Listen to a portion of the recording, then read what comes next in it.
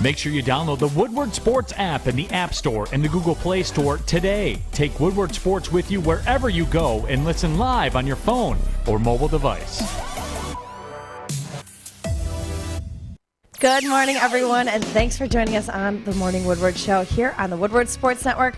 Also featured on The Roar on 99.1, 93.5, and 94.7 HD2. Good morning, everyone. Good morning. Happy Hump Day. Happy Hump Day. I swear to God, every day is a different happy day. Every time.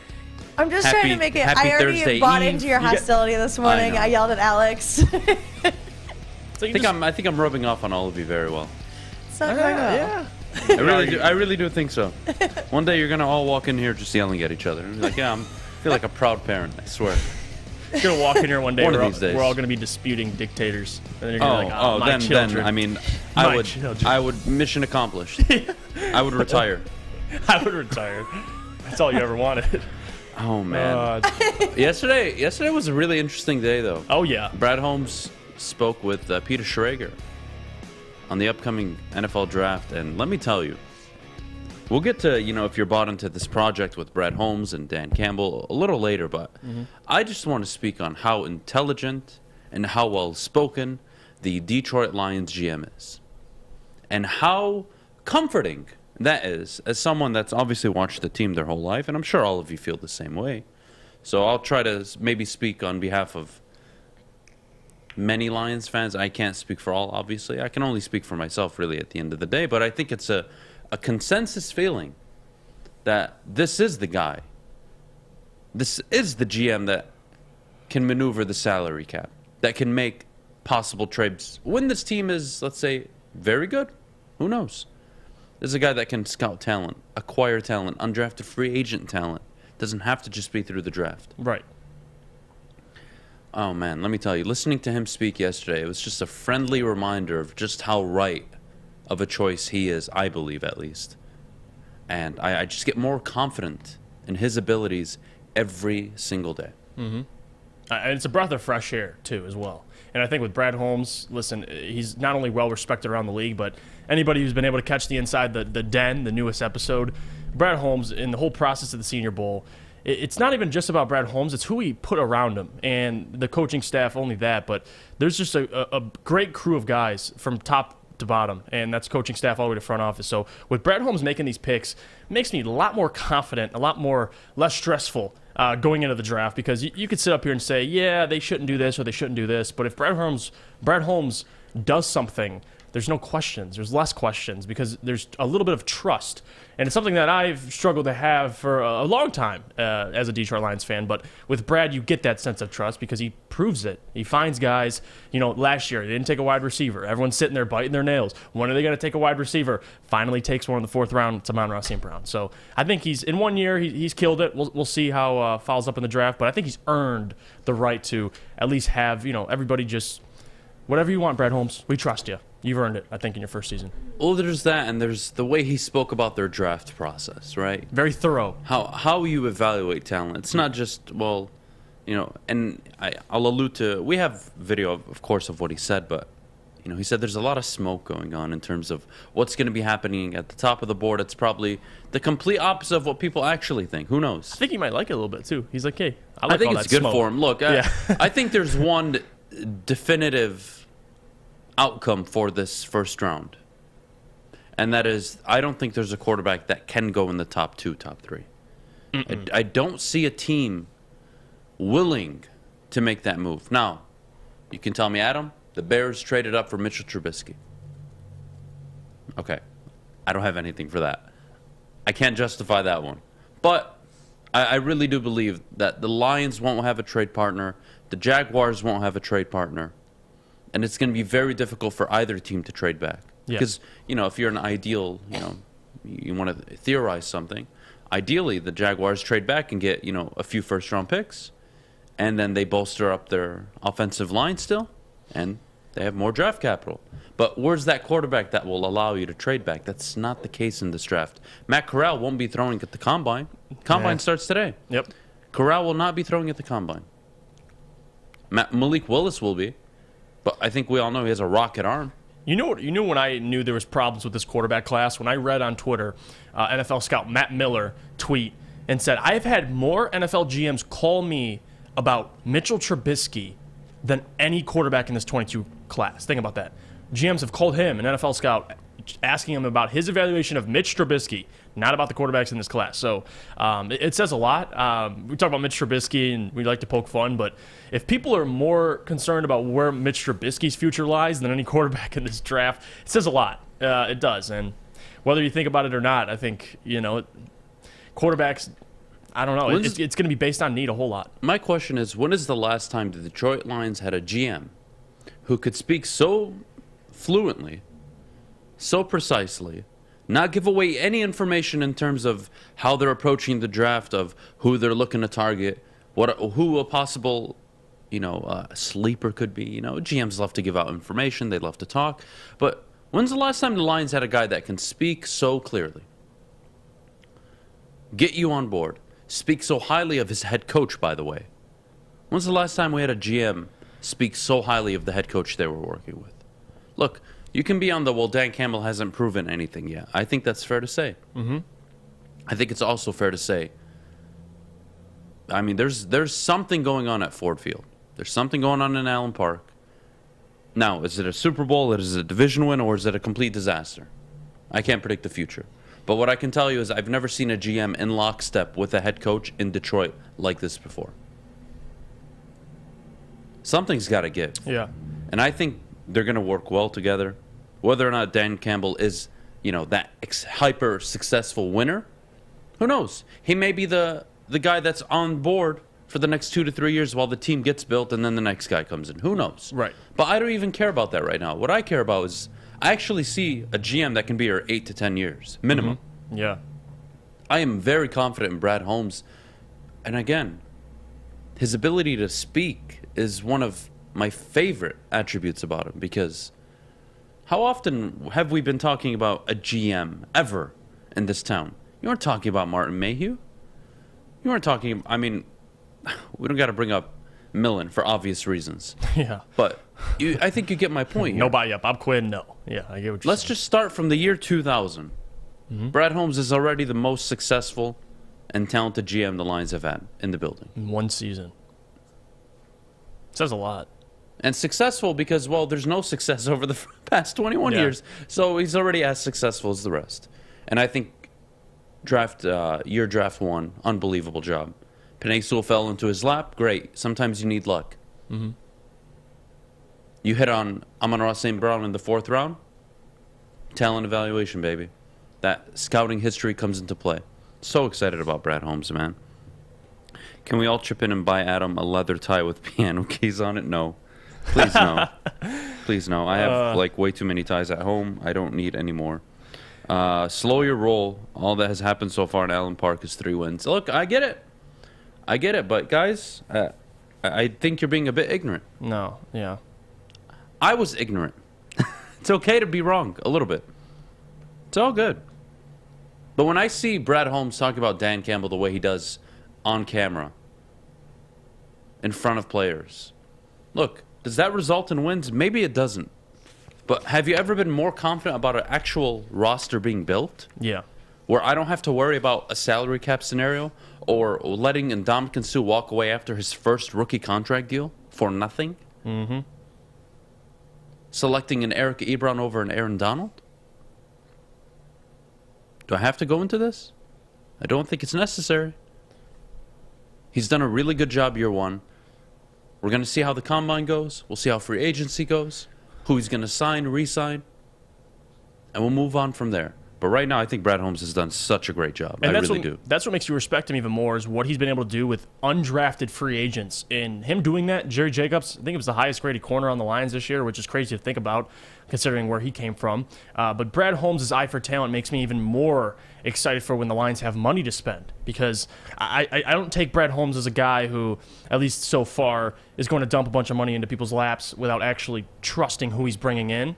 And, we'll see coming up in this offseason, but even in the future when more money's available, I think Brad Holmes, he's proved it. At least he's a talent evaluator. Now the wins are going to, big part of reason is that Dan Campbell. It's building the roster because of Brad Holmes. But the big picture is you trust Brad. No matter what happens with Dan, you trust that Brad will either, bring in the next best head coach, or even, not to think that far ahead, but even just bring in the right pieces for Dan to be successful. So this is a good question. What is it? And I'm going to ask you. I already have my answer. Is this the first time you've ever seen a GM and head coach for the Detroit Lions so in sync, and so yes, not only in sync but enjoying working together? Yeah. And I have the same answer as Jeff. Yeah, absolutely. Absolutely. And again, is that a Super Bowl? Is that an NFC title appearance? Is that a playoff win? A division win? I don't know. All I do know is that you have a GM that can evaluate talent and who knows how to maneuver in the salary cap. The guy knows what he's doing. I'm not worried about Brad Holmes. Can Dan Campbell coach? He can get players to buy in. I know that for sure. But can you coach? Can you set up your team for success? Can you adjust in game? I mean, these are all things we're going to learn as this team gets better. And he'll either fall and fold under pressure, or he'll succeed, and everybody will be happy. But either way, whether Dan Campbell succeeds or not in Detroit, there will be a team by the end of his tenure that a new head coach can walk in and be happy with, because Brad Holmes will be here. Mm-hmm. Now, we'll get to Dan Campbell a little later, but it's going to be hard for me. Again, I told you guys 9 wins next year. I think that's totally doable. Wow. Yeah. Adam? What do you mean? You do the show with me. You should know this. I know. I know. Well, 7 is kind of the ballpark I'm in. 9, no, I think like 9's it. realistic. I like the optimism. It's not optimism. I'm confident in the GM. Well, I think the head coach has a lot to prove. Yes, because if I'm Dan Campbell, okay, look, you guys have to understand something.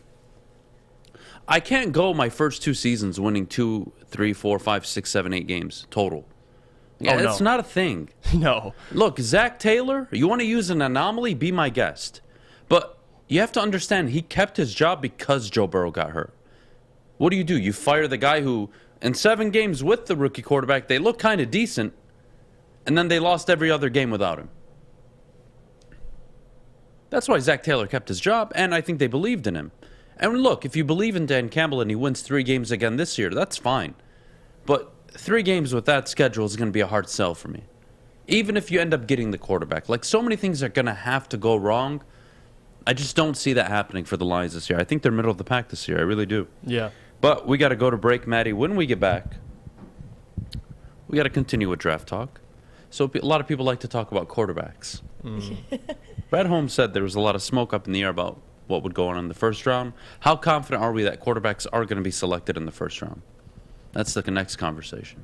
Oh, we'll talk about that when we get back. But first, we need to hear about our friends at Lady Jane's. Yes, guys. Well, you see it. I got my haircut. Lady Jane's, they provided for you. And all you got to do is walk in and through those front doors. You sit in one of the comfy chairs. The ladies will take care of you, and you get to watch your favorite sports team. So do me a favor. Walk in, sign in, sit down, and before you know it, Lady Jane's make sure you are handsome and clean. Get to Lady Jane's, open 10 to 8, 7 days a week. Walk in anytime because it is wicked awesome.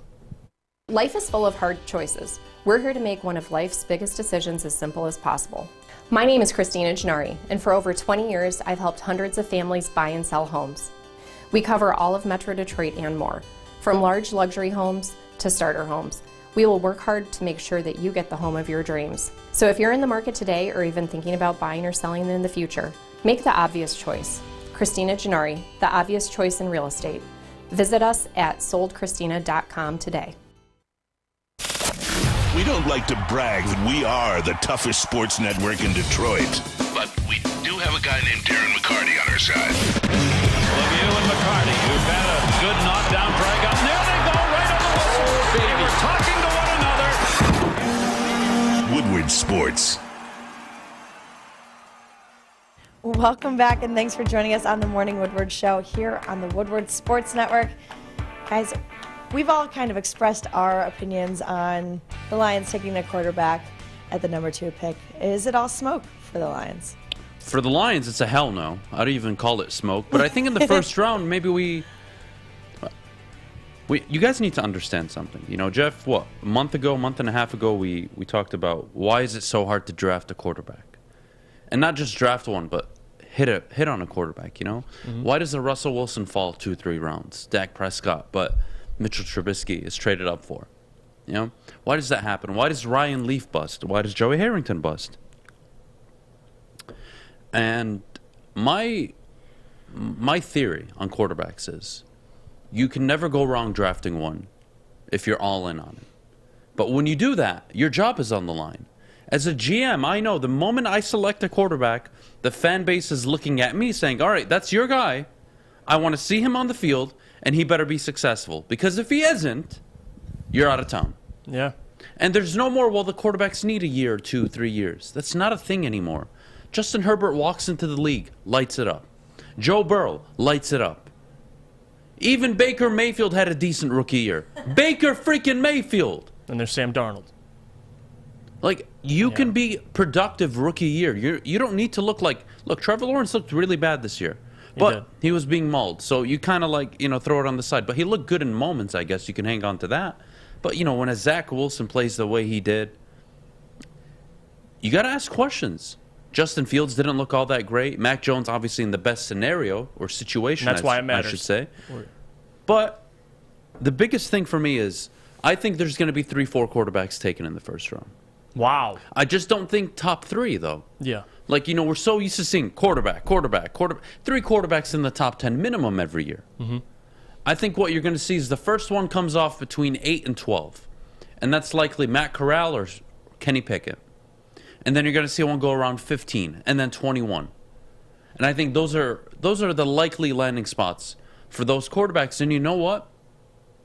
Good for them. Because they're going to walk and land into successful teams instead of the bottom, which is the top 5, top 8 teams. So when you get selected 11th, 17th, 21, you're walking into a decent situation. It's not a dumpster fire. Mm-hmm. Carolina wants a quarterback, even though they have Sam Darnold. And they got the 6th pick. I don't think they do that. They're one of those teams that will likely trade back, I think. Yeah. You have Pittsburgh, Denver. There's going to be teams that want a quarterback. Washington. Yep.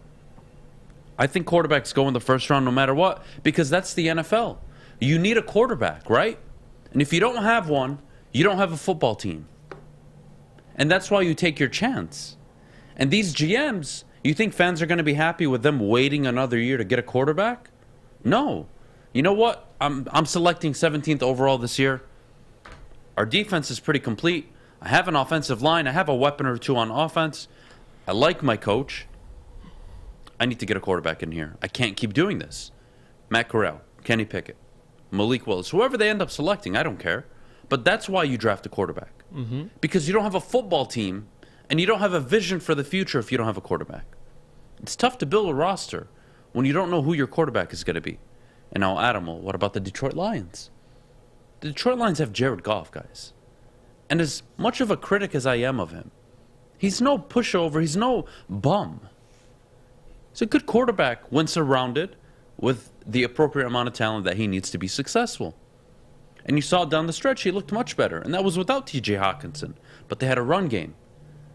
They were able to deceive the defense a lot of the time, get them on their heels. And that's when Jared Goff could go to work, and you saw Amon-Ra St. Brown explode onto the scene. You saw how much more comfortable he looked when Josh Reynolds joined the team. Look, he may not be a Super Bowl winning quarterback. He may not even be a franchise quarterback. But Jared Goff can win you football games. And he could even win you a division if your coach is that good and your roster is that good. So that's my opinion on the quarterback situation in the first round, Jeff. And I think you're pretty spot on with it. And my opinion on it, I've already been vocal about it. The Lions don't need to select a quarterback this year. But in terms of all smoke for other teams, and I love it. Do I believe it could happen? I don't think so. If you look at the teams that need a quarterback, they're already floating around 10. You have Carolina, probably the highest team, in my opinion, that needs a quarterback. They're at 6. I don't think they'll reach that high. They'd probably trade out of there. But you have Washington at 11. You have Denver at 9. Then you get to all the way to the really late teens, and then you have Pittsburgh at 20. And that's really the team. So quarterback, I do see. I mean, you have 3 teams I can name off the top of my head. Washington, a team that's been able to build a roster, but haven't had a solid quarterback. They had Taylor Heineke, which, has been good. But if you're balancing him, Ryan Fitzpatrick, or Alex Smith, they're trying to find their quarterback. So don't be surprised if they reach for one. They're probably going to take a Kenny Pickett or Malik Willis at 11. And then you got all the way to 20 for the Pittsburgh Steelers, and that's another team, a roster that hasn't been able to get a solid quarterback. Ben's been fine, but not a quarterback that can really elevate their roster. A bum. Yeah, thank you for. I have a personal vendetta. Thank you for defining that. So. No, but honestly, there's going to be teams. I could say 3 quarterbacks, and if anything, that's better for the Lions because you're going to have more guys fall to you because there's the necessity for quarterbacks. Like Adam said, most teams are going to reach for a quarterback. Because, Penei Sewell. There you go. If Penei Sewell's in this draft class, where does he go? Number 1. Number 1, 2, maybe 3 at the best. The Jags. So you don't get him last year if there wasn't 5 quarterbacks going in the first round. But every year there's quarterbacks that go, whether you like them or not. Jeff, I like this question from Funky. With Brad Holmes and Dan Campbell basically coming out and saying, we don't care about scheme. We want units. We want ballers. We want the best available talent. Yep. Does that open up the possibility that Kyle Hamilton is selected number 2 overall? If an Aiden Hutchinson is taken, and let's say he isn't, and let's say Jacksonville take the O-lineman, and there's Thibodeau, Leal, Aiden Hutchinson, Kyle Hamilton, Stingley Jr., obviously. Those 5 best, next prospects are all available. Does that open the door for Kyle Hamilton, even if Aiden and Thibodeau are available for the Lions? I think Kyle Hamilton's always going to be on the table because of how incredible of a prospect he is. Now, do I think they should take him if Aiden Hutchinson is still on the board? Absolutely not. But again, would I be shocked if Brad Holmes takes Kyle Hamilton? I mean, I wouldn't agree with it. But again, this goes back to the point we talked about earlier with Brad Holmes. I trust Brad enough to understand, listen, we're in Detroit especially, we're not fans of taking a secondary player that high. We had it a couple years with Jeff Okudah, but maybe that was an anomaly. Maybe this year you find a guy, Kyle Hamilton. Now, do I think he should be taken that high and you're paying him close to $10 million? No, that's way too much money for especially a safety that, people are making comparisons to Ed Reed. I would take the pass rusher, take a guy that affects the football, closest to the football, but I think, it does. I think this whole time is still an open book for Kyle Hamilton. I don't know what Brad Holmes thinks of him. Their scouts think of him, but you're right. If they're all 3 on the board, I'm curious to see. That's why I cannot wait for the draft to see what position he values. I'm willing to acknowledge that it's a possibility. Yeah. I'm not going to say they won't do it. I can't control what they do. Yeah, right. So it is a possibility, yeah. But for all I think of Dan Campbell and Brad Holmes, it's really hard for me to see that they're sitting in a room right now and they're saying, you know what? Man, if we get that safety, let me tell you how it changes our defense next year. Oh, well, how are we going to get to the quarterback, Dan? Oh, I don't know. I didn't think that one through. And I don't mean that, in a cynical way, but seriously, like, if you want to negate an opposing team's quarterback, you put pressure on them. You have an opportunity to select the top 2 or hell 3 if you want to include the Purdue end. Yeah. You can get one of the 3 best available defensive ends, edge rushers, whatever you want to call them. I don't care, to be honest, at number 2. And you would be happy with that pick. Now, Adam, it's a defensive end class. There's so many. Cameron Thomas could fall. I don't know if he falls. Will he be available at 32? And what do I have to give up to trade up 4, 5, 6, 7, 8 spots if I'm not confident that he's going to last that long? If that's my guy, let's say, in theory, right? So I take the safety, but then I don't end up with an edge rusher? Oh, I'm going to rely on Nick Benito, huh? Is the Florida State edge rusher going to fall to me at 32? Just because it happens in these mock draft simulators doesn't mean it's actually going to happen. Guys, think about football this way, all right? I'm going to try to dumb it down. If you're a GM, okay, what are the most important positions? Quarterback? Pass rusher. Lineman? Both offensively and defensively. Yeah. So I guess we can separate them. O-lineman, defensive lineman. Yep. Wide receivers. In that order. You need a quarterback? You need to protect the quarterback. You need to give the quarterback weapons. How do you stop an opposing team that has all of that? You get an edge rusher. Yeah, you got to get to him. That's how it works. And if you think for a second in a quote-unquote deep edge rushing class that all these guys aren't going to get swooped up by the teams from 12 to 18 to 24 to 28. Right. Who can say, oh, we can bolster our edge rush. You know what? We lost to Patrick Mahomes in the title game or the divisional round or the wild card because we couldn't get to him. We couldn't put any pressure on him. Let's go out and get a pass rusher. You think teams don't think like that? What are you, the only person that doesn't think that edge rushers are valuable? Come on. Like, we're a little bit naive here. But I'm willing to look past it. Those are my thoughts, Jeff. And I wonder how Brad Holmes thinks of it. Last year, we had a secondary that was riddled with injuries, and they overperformed. So you got to look at it from also that perspective. I get Easy's point about Kyle Hamilton and the drop-off between him and the next safety. But, again, you got to look at this. The team overperformed with the secondary they had last year, and I get Kyle Hamilton would be a tremendous pickup, but the Lions have been last in getting to the quarterback the last multiple years. That's a position I feel like you need to address first. We had Russell Brown on here, all right? And Russell Brown is a guy I really do trust a lot in terms of his player evaluation. Yeah. And he told me to my face, Aiden Hutchinson is the clear one in this draft. He did say that. Like the best prospect in this draft. And it's not even close. You can argue, I'm willing to have a conversation. You can get away with not getting him and addressing it later. Fine. Fine. I have no problem with that. But a safety at number 2, I hope you understand what you're setting him up for. If Jeff Okudah was selected 27th overall, would we care right now? If he was selected in the second round, would Lions fans care about his injuries right now going into next season? No. You take Kyle Hamilton at number 2 overall, and his first 5 seasons, he better be an All-Pro 3 or 4 times. He better have about anywhere from 18 to 22 interceptions. He better be a top 3 graded PFF player for the next 3 to 5 years. You're selecting him number 2 overall. You know, I mean, that's what kills me because, again, I think the world of Kyle Hamilton. I really do. But when we talk about a safety, Jesse Bates was selected in the 3rd round. Tracy Walker selected in later rounds. 5 of the top 7 safeties right now in the NFL were selected after the 1st round. It's a deep position, and it's a position that you can find value on later. Paying $9 million for a safety year 1, I don't like it. I really don't. I really don't. Edge rushers offer more value to my football team. I don't think that's even, you can't even make a case. You think Jesse Bates can sit there in coverage for 7-8 seconds? No. You think Antoine Winfield Jr. can do it? No. Go look at the, the divisional round? Cooper Kupp was 20 yards past him. Not 20, I'm being dramatic here, but you get my point. Beats him late. Rams win the game. Come on, guys. Aaron Donald was the MVP of that Super Bowl, in my opinion. Why? He didn't let Joe Burrow win the Super Bowl, basically. Yeah. We got to go to break, Maddie. When we get back, my God, what the hell happened last night? Hunter Dickinson dicked Michigan State. He did. That's what happened. I'm sorry, Maddie. I know you're a State girl. They played. I'm sorry. They played with desperate. But your school got dicked after you guys trolled Michigan and said they were dodging you guys. Listen. Fish, shut up. It was pathetic. We'll talk about it when we get back. But first, we do need to hear about Cintron. Yes, well, I'm drinking Cintron at the moment. Very delicious, by the way. Sugar-free. You can't see the logo. There you go. But Cintron, let me tell you about them. Because, guys, you need to try it. Little Caesars Arena, that's where you can find it.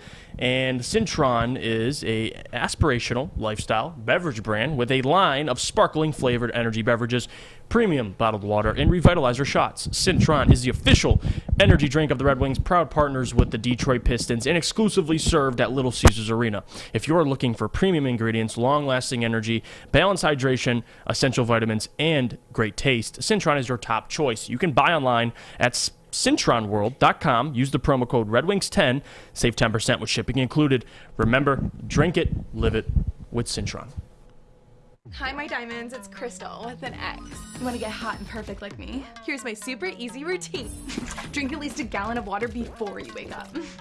Attach a weight to everything in your house. Hello? Sell your car and just sprint everywhere. Scream when you exhale.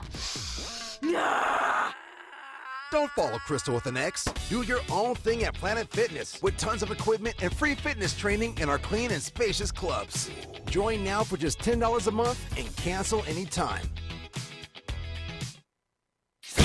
Make sure you're listening to Woodward Sports all day long. Start your morning with the Morning Woodward Show. Spend middays with Big D Energy. Watch and listen your drive home with the bottom line. And don't forget about Woodward Bets Daily. All live, all right here on the Woodward Sports Network.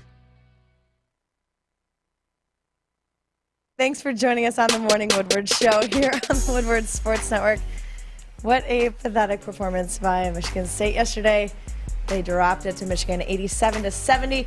You know what? The only thing that anybody needs to know is that Gabe Brown was the lead scorer for Michigan State with a whopping 12. And that's the issue with Michigan State. You don't know who's going to go off. So in that scenario, no one went off. So Gabe Brown is kind of your guy last night. And listen, Michigan State, you can't beat a team that is shooting almost 60% from the three-point range. I mean, the Michigan was 7 for 12 from downtown, and Michigan State, as well as they've been playing, and especially last game, they beat Purdue. Before that, they kind of had to overcome a little losing streak. They kind of exhausted all their energy into that Purdue win, coming into Michigan, going to Chrysler Center. And this is what I love about college basketball. It's so unpredictable. Like, you can't really sit up here and say, well, Tom Izzo, better coach. You know, they're coming off a great win. I talked about it yesterday. Michigan needed this, and you could see it. They played with desperation. Hunter Dickinson, 33 points, 13 of 19 from the field, and that helped Michigan total their percentage from the field to 60%. So not only were they shooting 60% from the field, they were shooting 60% from three.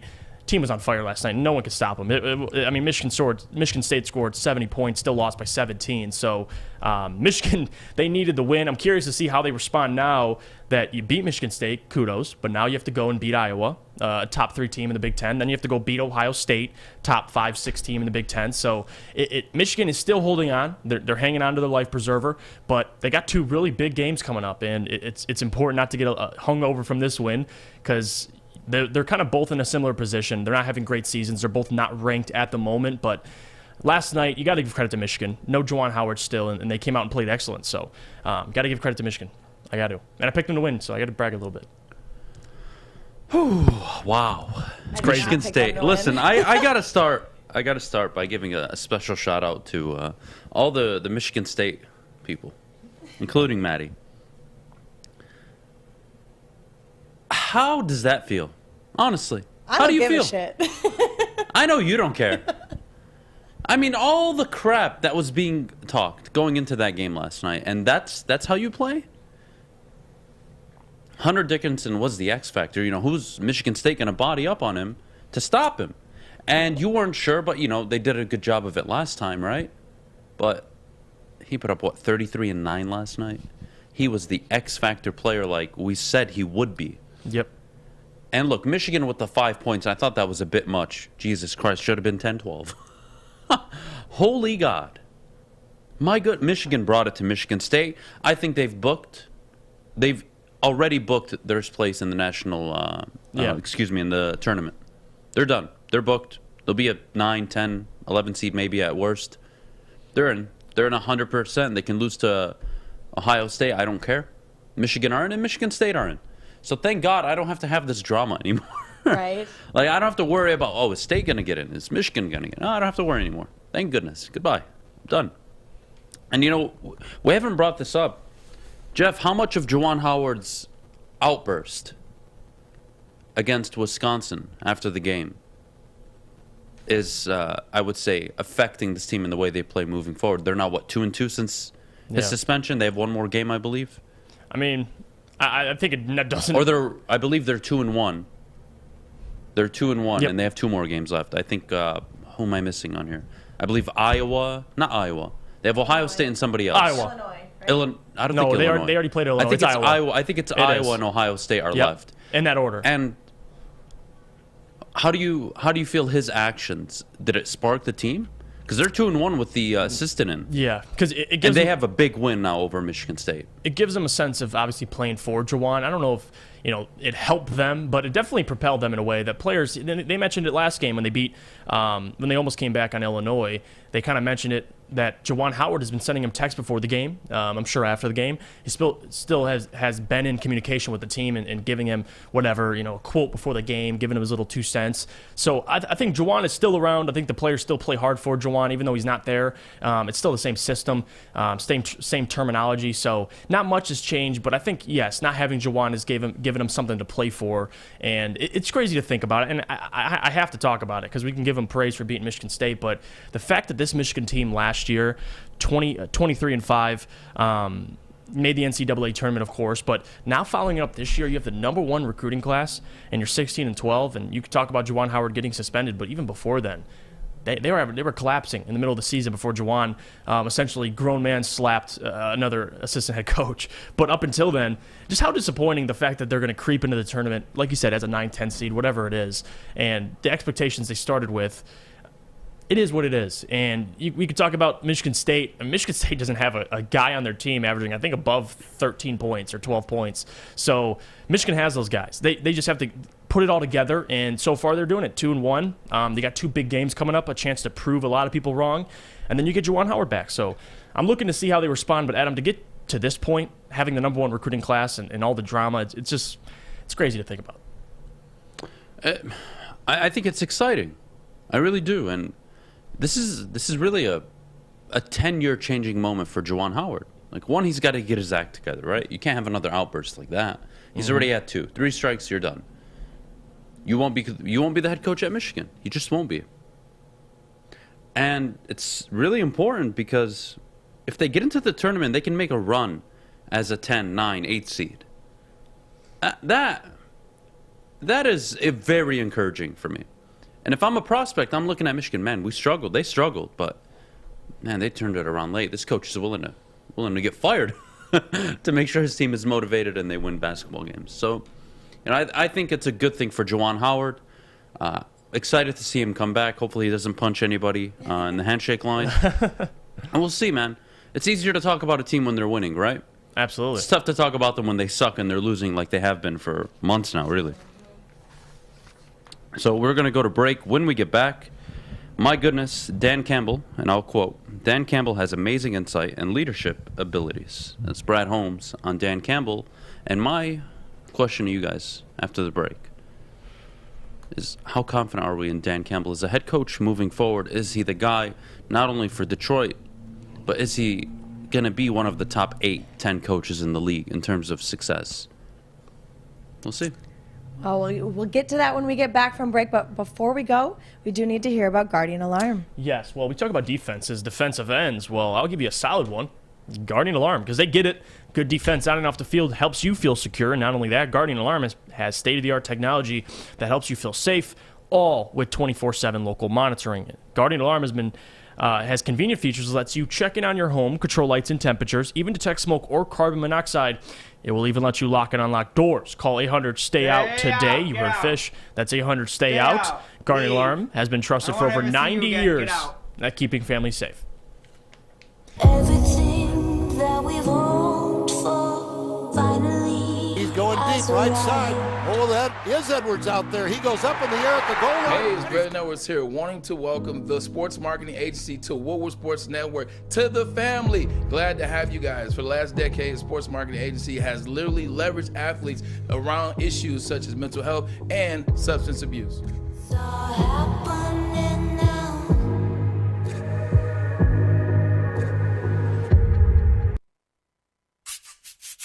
You don't have to go to the beach, man. You don't have to get your butt crack full of sand. You just need a little chili peppers, man, to get that glowing beach chili peppers tan. Woo! With 26 locations in the Metro Detroit area and more coming, Chili Peppers Tanning is where you'll find the cleanest salons in the D. Join the Pepper Club for the best deals on unlimited tanning. Head to chilipepperstanning.com. You just need a little chili peppers, man. Putting on a show here, and that's how you answer. We love our sports. We just wish they'd love us back. Detroit sports for Detroit sports fans. Woodward Sports. Welcome back. Thanks for joining us on the Morning Woodward Show here on the Woodward Sports Network.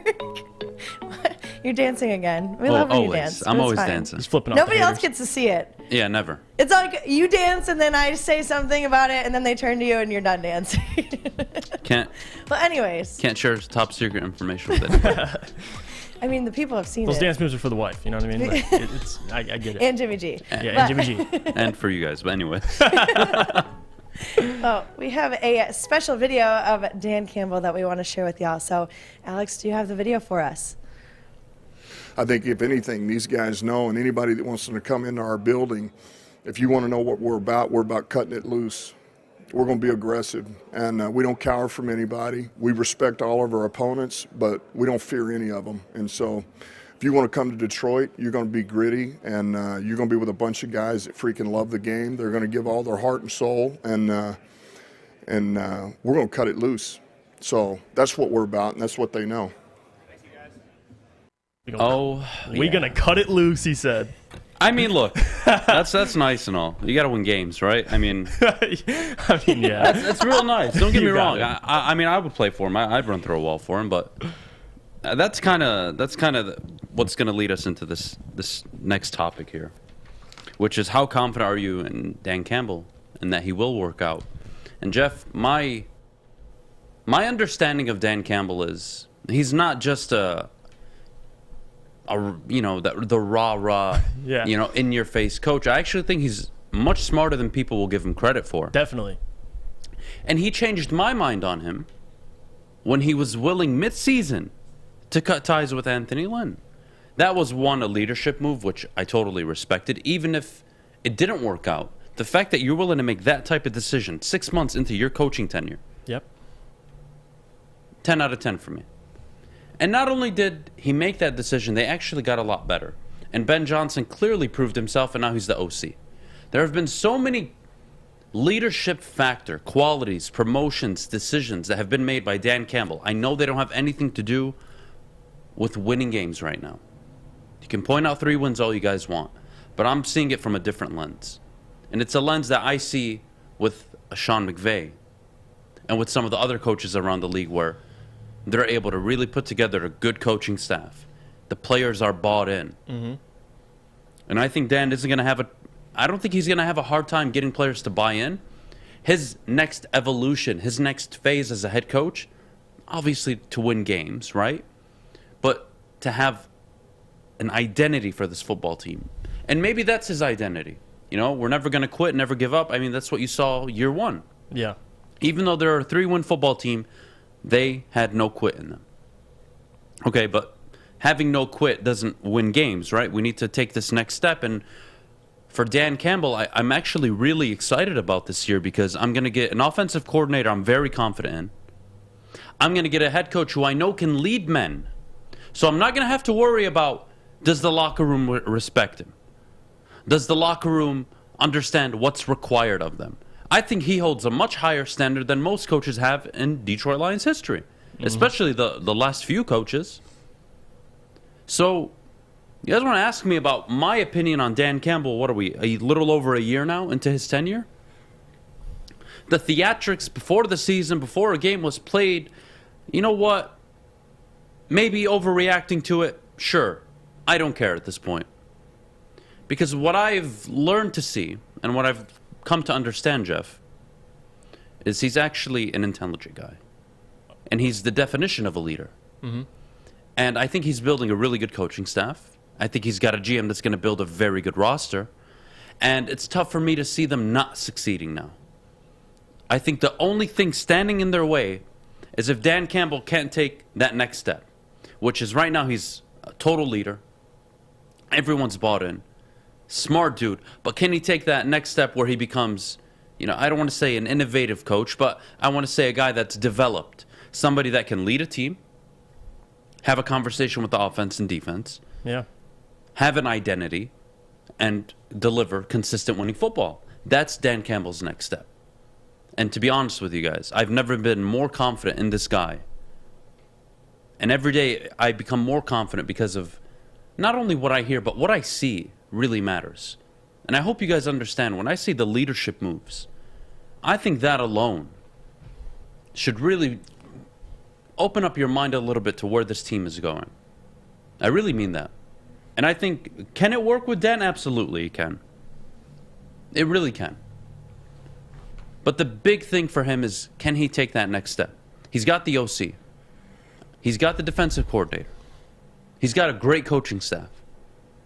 Former players who know how to speak to the players. He'll never lose the locker room. Mm-hmm. Can you take that next step and become a winning coach? Because that's how you'll build an actual culture. That's the key for Dan Campbell, Jeff. Yeah, and as much as I'm a fan of anything, of Dan Campbell, the person, the leader, and even so far the coach, the reality is you have to win games to be a successful coach. So with that being said, I think right now we've all acknowledged this. It is the honeymoon phase of the regime. This upcoming season is important in the next step of this evaluation process and trying to see if Dan Campbell's a great coach. Right now, he's nailed the leadership side of things. He's nailed getting players to play hard for him, getting a great coaching staff around him, and holding guys accountable is another big one.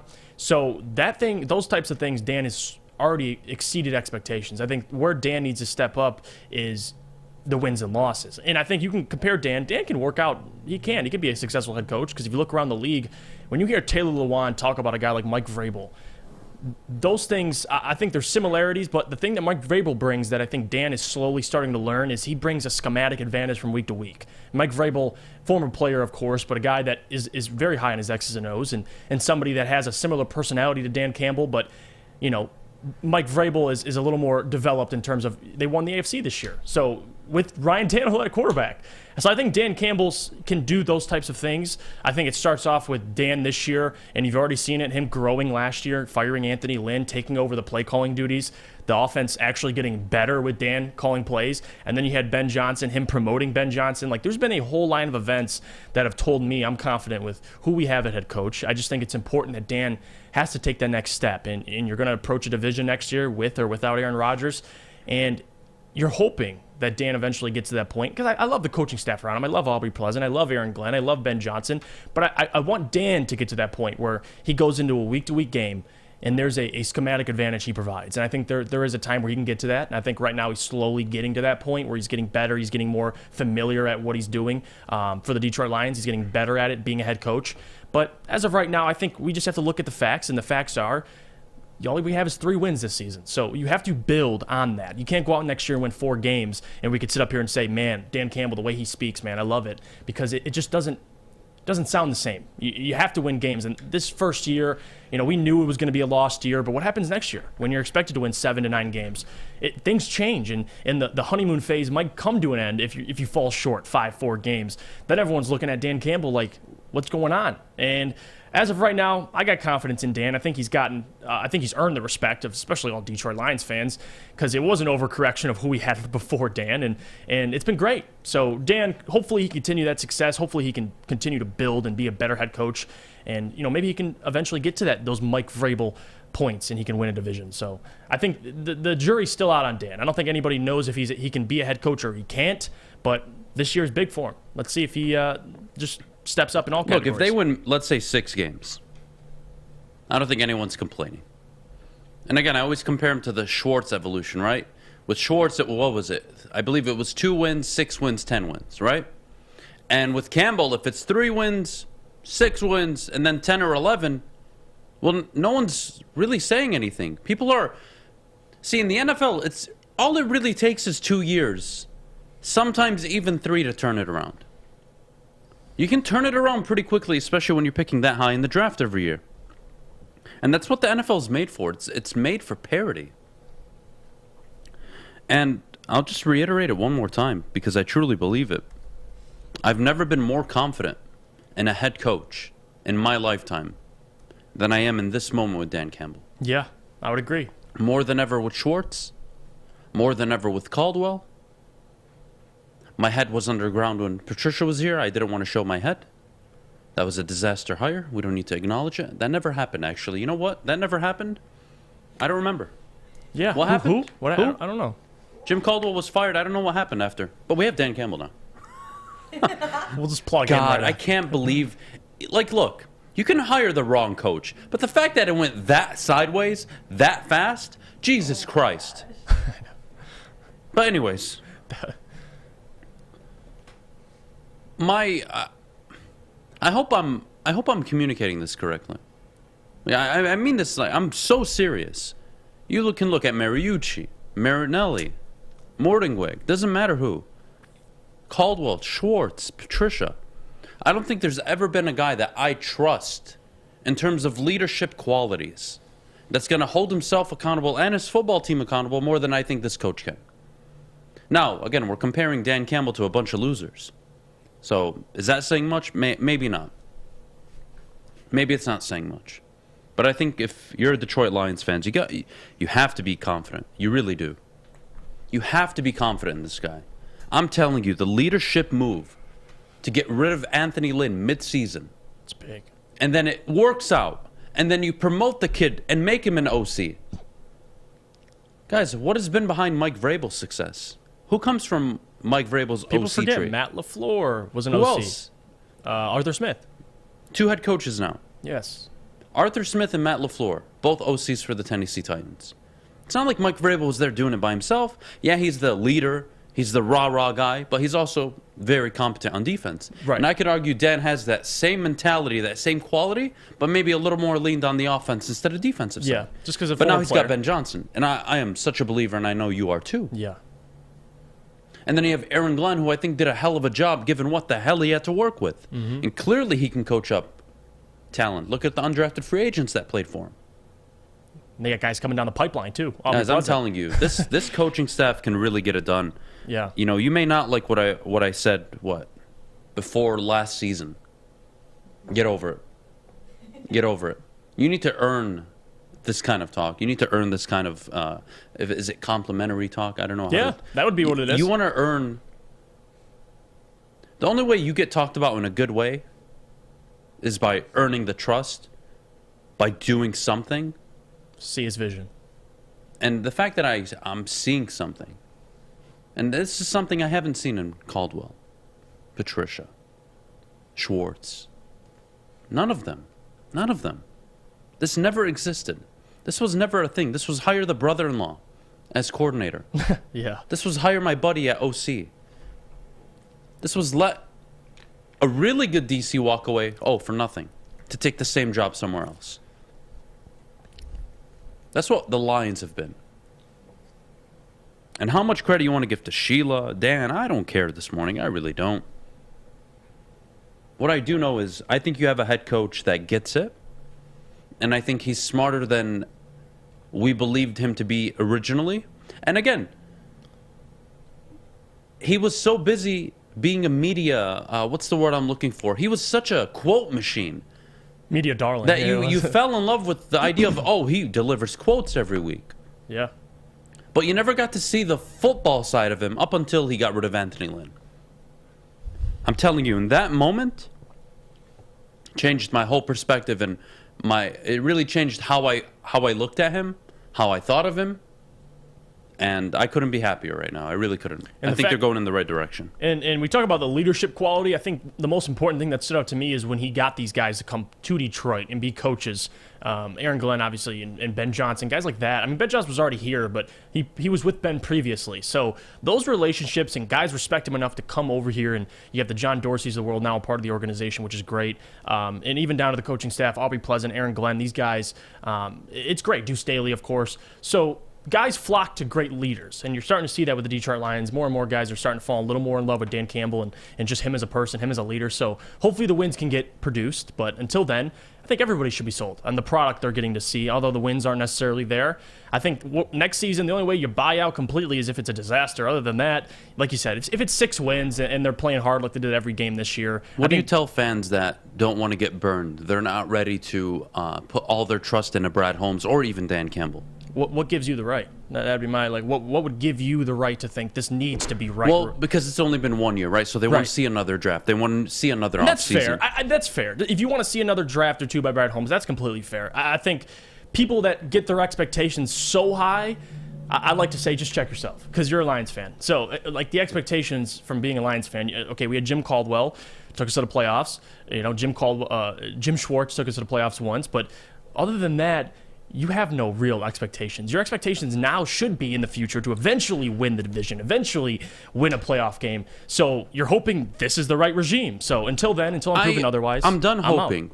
And I really do believe it. And I'll tell you guys why. And it's coming from me. Like, we have to understand how monumental of a moment this is. This is coming from a guy that's very, I'm very critical, and I don't give my trust away that easily. But with Brad Holmes, he's earned that right, I think. I don't see this team having a talent issue moving forward. I don't think you're going to look at the roster and say, well, what do you want the head coach to do? Yeah, no, you're right. I don't think you're going to have that issue with Brad Holmes. And when I look at Dan Campbell, guys, I'm always going to go back to what happened with Anthony Lynn. I know I've said it multiple times now. But you have to watch how the team evolved throughout the season. I told you they were a 3-win team going into the season. You told me 10. I did hate it. Motor City Dan Campbell, by the way, and that stupid racing helmet. I won't take that back. Rumble, you know me, buddy. I thought that was so stupid. But look, I would prefer. I would think it's more wrong of me, as someone that has to sit up. What do we do this 5 days a week, Jeff? Yeah, that is right. As somebody that has to sit up here every single day, along with Jeff and everyone else, I think it would be very ignorant of me not to change my mind, not to change my position, because then I'm just talking out of my ass every day. And I'm giving you something that's not true. And what I'm telling you about Dan Campbell is this. I think he's a leader, but I think he has more football knowledge than maybe we were led to believe early on. Especially, again, because it was all antics in the beginning. It was, having fun, talking about culture, and it really had nothing ever to do with football. And then the season started, and you really started to see, I would say around week 5 or 6, okay. There's good football decisions being made, even when they were losing games. Going 4-2 against Minnesota, even though they lost, was one of my favorite decisions, and it was kind of one of those little, spark plugs for me. It was one of those okay. Because I know no other head coach in the recent history of the Detroit Lions would have done that. They would have said, you know what, let's tie this game up. All right, go to overtime, we have the momentum. No, he goes and gets the win, technically, but, Minnesota goes down and scores, whatever. We don't need to talk about that field goal. But that aggressiveness, that willing to put yourself out there is what I think, appreciated with Dan Campbell. Yeah. And I think it's all come full circle. Now, yes, it's about the wins, but it's now an evolution for me. You bought in the leadership culture. Everyone's on board. Now you need to be a successful coach. How do you build a winning culture, Jeff? Winning. You win. You win. You win. It's that simple. So now it's time to win games. I'm excited. I really am. I really think this is the crew to do it. Because you have to look at yourself in the mirror and say, has there ever been a better talent evaluator at GM? No.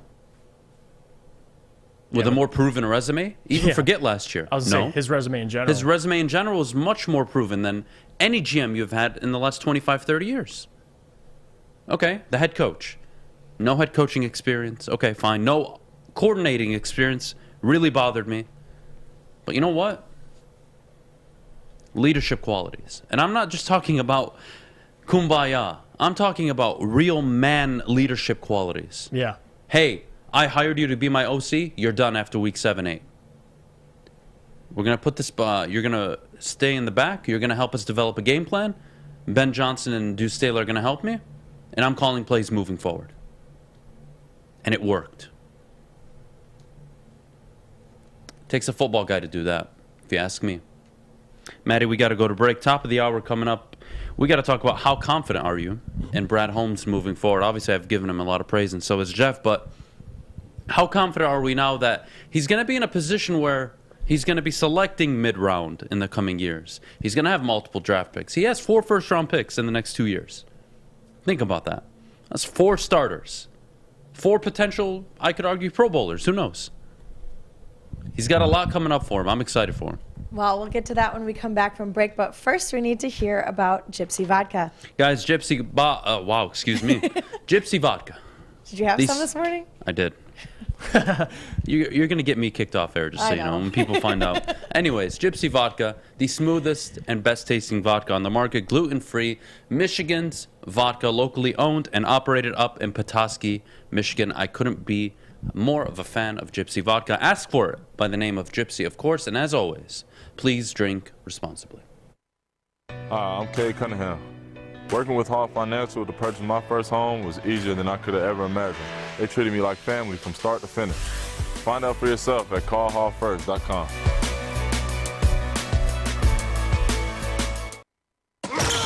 Think you're a big shot? Oh, excuse me! goes down. Think you can make the big shot? Washington fires and hits. Woodward Sports wants to send you to the finals for college basketball April 2nd through the 4th in New Orleans. That's right, you and a friend in the Big Easy. We'll take care of the airfare, hotel, and tickets to see the finals for college basketball. Listen Monday through Friday to the Morning Woodward Show. Big D Energy. And the bottom line for your chance to qualify. If you can make the big shot, you and a friend are getting out of the cold and to New Orleans. Got it. Keep listening and watching for your next chance to win. Powered by Planet Fitness, Centron, and the Sports Marketing Agency. And it's over.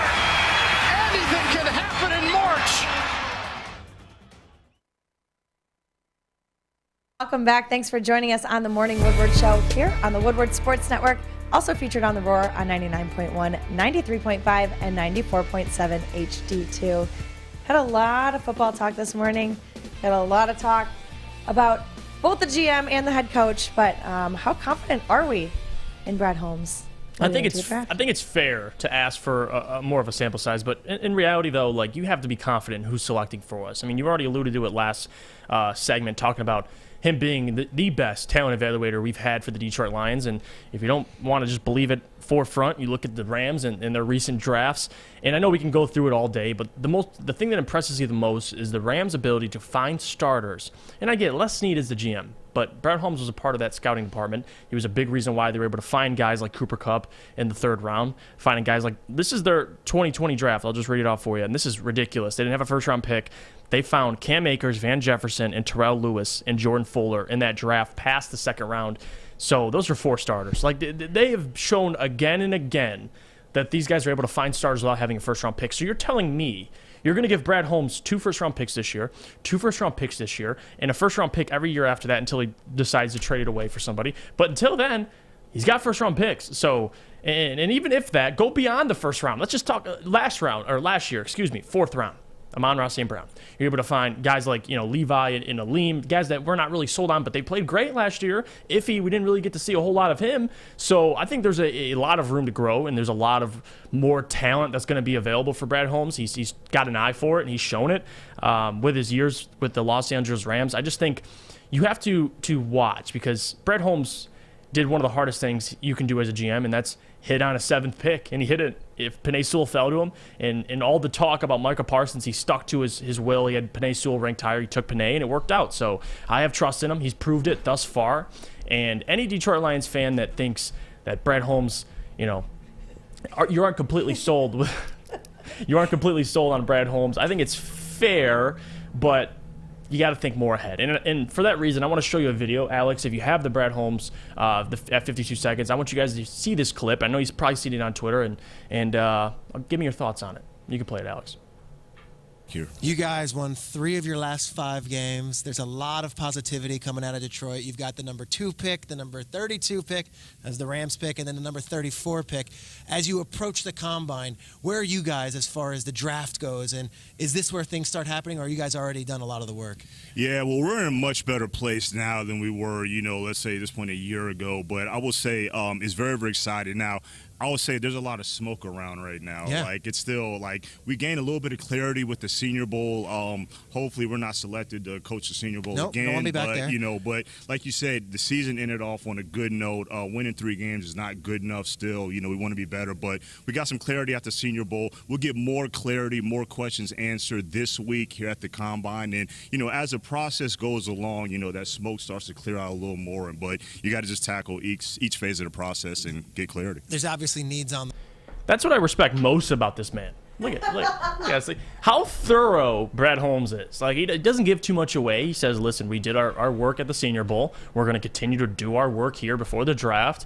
And he doesn't hold commitments to anything. I mean, that's why I love the quarterback talk, because it could be all smoke. I don't know what Brad Holmes has up his sleeve. But the point is, I trust whoever it is. We can sit up here up until the draft and debate who Brad Holmes should take. But at the end of the day, you trust Brad. You trust the guy in charge, because he's proven it even before the Lions. He has an eye for talent, and I'm incredibly excited to see it. But, yeah, I think he's definitely deserved. I think we can both agree on that. But you guys saying you need more of a sample size, look what you have. Brad Holmes is a pretty damn good GM so far. Yeah, I mean, look, I think Brad Holmes is overqualified. And I'm glad someone like him got a GM gig. He's really shown what he can do. And again, what is the... Jeff, if I were to tell you to recap the last 15 years, sum it up, for Lions GMs, what would you point out was their biggest fault? Missing past the first round. That was a big thing for me. Not finding guys later, even in the first round, you're missing on some guys, but past that, not finding guys that can come in. So you would argue their draft was never good enough? No. 1 through 7, no. Okay, I have a different theory. I think their ability to manage the cap, sign marquee players, and I'm not saying you got to go out and get the best available free agent, but loading up the team, keeping your star players has always been a problem in Detroit. Why? Because they had never had any success. And that's kind of part of the evolution that Dan Campbell's going to have to take, because Brad Holmes, you can only give Dan Campbell so many talented players. If you're not winning games in the next 2 years, then what the hell are we doing here? Year 1, honeymoon phase, I get it. I don't mind it. But when you're 0-8, I don't know what you expect people to say about your football team. I really don't. But then you rebound, and you win some games, and you beat the Cardinals, and you beat the Packers to end the year, and people feel good about it. All right, whatever. But when we're talking about Brad Holmes, I mean, this is a guy that was there to, oversee the Aaron Donald draft pick. He was there with Les Snead. And I can't think of a better GM to really work with than Les Snead. He's one of, if not currently, the best GM in football. Yeah. And may I remind you, Les Snead is the guy that went out and traded for Von Miller and Odell Beckham, and I could argue the Rams may not have enough ammunition down the stretch to get to that Super Bowl without those players. It says a lot about he's confident in who they're able to find. He just gives away his first-round picks. He's confident in his coach. Yeah, in coach. And look, Cam Akers, second-round pick. Van Jefferson after. Gaines, the defensive tackle. Jordan Fuller. They find guys later in the draft. They're just fine. So, yeah. I'm so confident in Brad Holmes. I really am. I think this is a guy that, for the first time, I can look at a GM and say, he's qualified. Yeah. Like, this guy came with experience. And that's typically what GMs are. They're usually first-time GMs. Rarely do you see a GM get fired and come back in a year or 2, 3 years, unless, they did an okay job maybe. Yeah. It's just tough. Like, what's stopping the Atlanta former GM? You know who I'm talking about? Dimitrov. Get to the Super Bowl, are you talking about? That roster, yeah. I believe Dimitrov was his last name. Something along those lines. Hard to pronounce it. He doesn't have a job yet, right? And he was pretty damn successful. And the Vikings GM, great at getting talent, but you never got the coach right, you never got the quarterback right. They fired Minnesota's... Oh, yeah, you did. Minnesota's GM. He's gone. So, as confident as I can be in Brad Holmes, he still needs to land on 2 things. Quarterback and the head coach. I think the head coach is heading in the right direction. And at the quarterback position, you have Jared Goff, who I think you can win games with. But Brad Holmes' job over the next 2 years will be similar to what the Chiefs had with Alex Smith. All right, we have a guy that can get us to the playoffs, right? We can win maybe a playoff game. Who knows with Jared Goff? You probably could. And this is where it gets interesting. Can we draft the next guy? And I'm not talking some quarterback with Jared Goff ceiling. I'm talking the guy. Matthew Stafford again. A Mahomes, an Allen. That's what you need in this league. And that's going to be on Brad Holmes to decide and eventually get. That's what his job and really his future is going to be predicated on. Not just the wins over the next year or 2. Yep. I'm telling you, man. I really couldn't be happier. Fish, you know what? Fish, I want to ask you a question, buddy. I haven't asked you this question in a long time. What's the Lions hype train looking like this year? Last year, Fish. Last year, you told me 10 wins all year. I wanted to kill you. I'm not going to lie. 10-7 in the That's fine. I'm willing to look past everything you said. Okay. What's the expectation for next year? It's around 8-9 wins. So, I like that, Fish. All right. So why are you so realistic this year? But last year, you drove me crazy every morning and told me 10 wins. Okay. And the team will be better than they were last year. And they're going to win less games, technically, according to you. 11 then. I don't know. I think he's scared to admit he was poking you a little bit last year. Were you just pissing me off? Yeah. Oh, definitely. All right. Most definitely. We're going to go to break, and I'm going to piss you off after. Right? Okay, that's fine. Good luck finding someone on the audio. Yeah, you know what? That's a good point. Yeah. You know what? Never Sticks mind. here, actually. Oh, Is he? stick. There you go. Sticky Wiki. Yeah, we'll see. Maddie, we got to go to break. Oh, my God. When do we get back? We got to talk about unis. The Buccaneers are bringing back those popsicle, the disgusting orange uniforms. They're creamsicles. Orange cream, whatever. Creamsicle, excuse me. Oh, my God. We're going to have brunch hands here in a second. Oh. Anyways. Which leads us to which Detroit Lions uniform do you guys want back? We'll get to that after the break. Yes, Maddie? we will. But before we go, we do need to hear about MyBookie. MyBookie, guys, the place to be placing your sports bets over the coming weeks. March Madness right around the corner. Make sure you take advantage of MyBookie. Bet from anywhere, anytime using MyBookie. And make sure you sign up today if you haven't already using code Woodward. That's code Woodward. They'll match your deposit dollar for dollar. You put in $100, they'll match you $100. You put in $200, they'll match you with a $200 deposit. Guys, take advantage. Free money from MyBookie. Again, that's code Woodward. And if you have a gambling problem, please call the Gambling Problem Hotline at 1-800-270-7117. Hi, my diamonds. It's Crystal with an X. You want to get hot and perfect like me? Here's my super easy routine. Drink at least a gallon of water before you wake up. Attach a weight to everything in your house. Sell your car and just sprint everywhere. Scream when you exhale.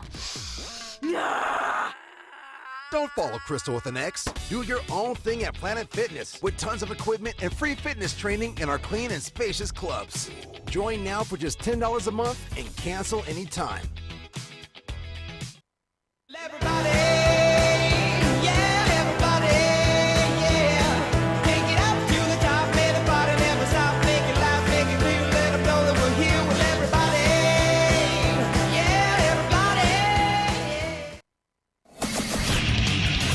Get a shot up. This is for the win. All of Detroit's sports teams live on Woodward. All of Detroit's sports coverage lives on Woodward Sports. Driving the best in Detroit sports coverage. Welcome back. Thanks for joining us on the Morning Woodward Show here on the Woodward Sports Network. We get to talk about uniforms. Buccaneers are bringing back their creamsicle uniforms. They're so ugly. Yeah. But what Detroit Lions uniform would you guys like to see back? Well, to me, I don't know how hard of a question this would be. You see I'm wearing the black. Have to be the black alternates. I love that is my favorite jersey. Anybody who's ever played Madden, you go on Madden, you use the Lions, you're using that black alternate. And not only that, Calvin Johnson, my favorite player of all time, looked pretty damn good in it. So he was rocking it, and now I need Penei Sewell in black out there attending funerals of the guys he's battling with in the trenches. So give me Penei Sewell in black and give me the Detroit Lions alternate old black uniforms. I think those are probably the nicest uniforms because they're so different. You know, imagine the Lions coming out wearing black to the funeral. You got Dan Campbell coming out biting kneecaps off. So you know what? Give me the black alternates, Adam. That's probably my favorite.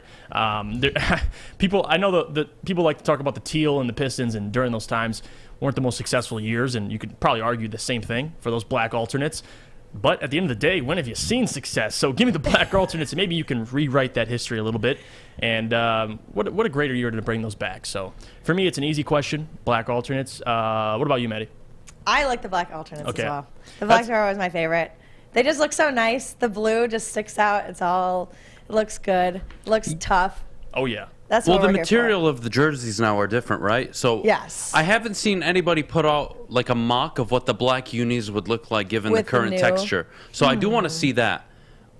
I'm with you guys on the black, but what I want to see is a more modern Honolulu blue gray style jersey. And I just sent a link to Alex, so whenever he can, he'll throw it up on the screen. But I want you guys to check out these uniforms. They were done by a really cool Twitter account. I believe it's called Saturn Styles. Okay? And these unis, I'm telling you, they're kind of like that hybrid between alternates. And I don't know how you guys feel about the all-white jerseys.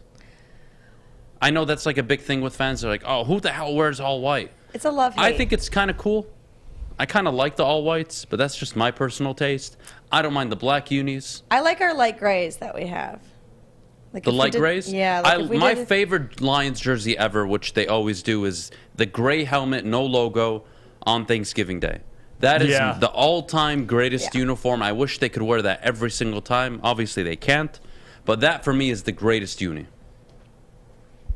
The greatest uniform. I dig it. The Thanksgiving Day uniform is my favorite Lions uniform. I mean, that's the first one I ever got as a kid too. So, that's probably Nostalgic. I'm probably biased on that, but for sure it's got to be that. And then also, I can't not forget not only the black uniforms, but do you guys remember the uniforms they had? When was it? 2004 or 5? It was the inaugural Ford Field season, and they're like, it wasn't Honolulu blue. It was this weird, like.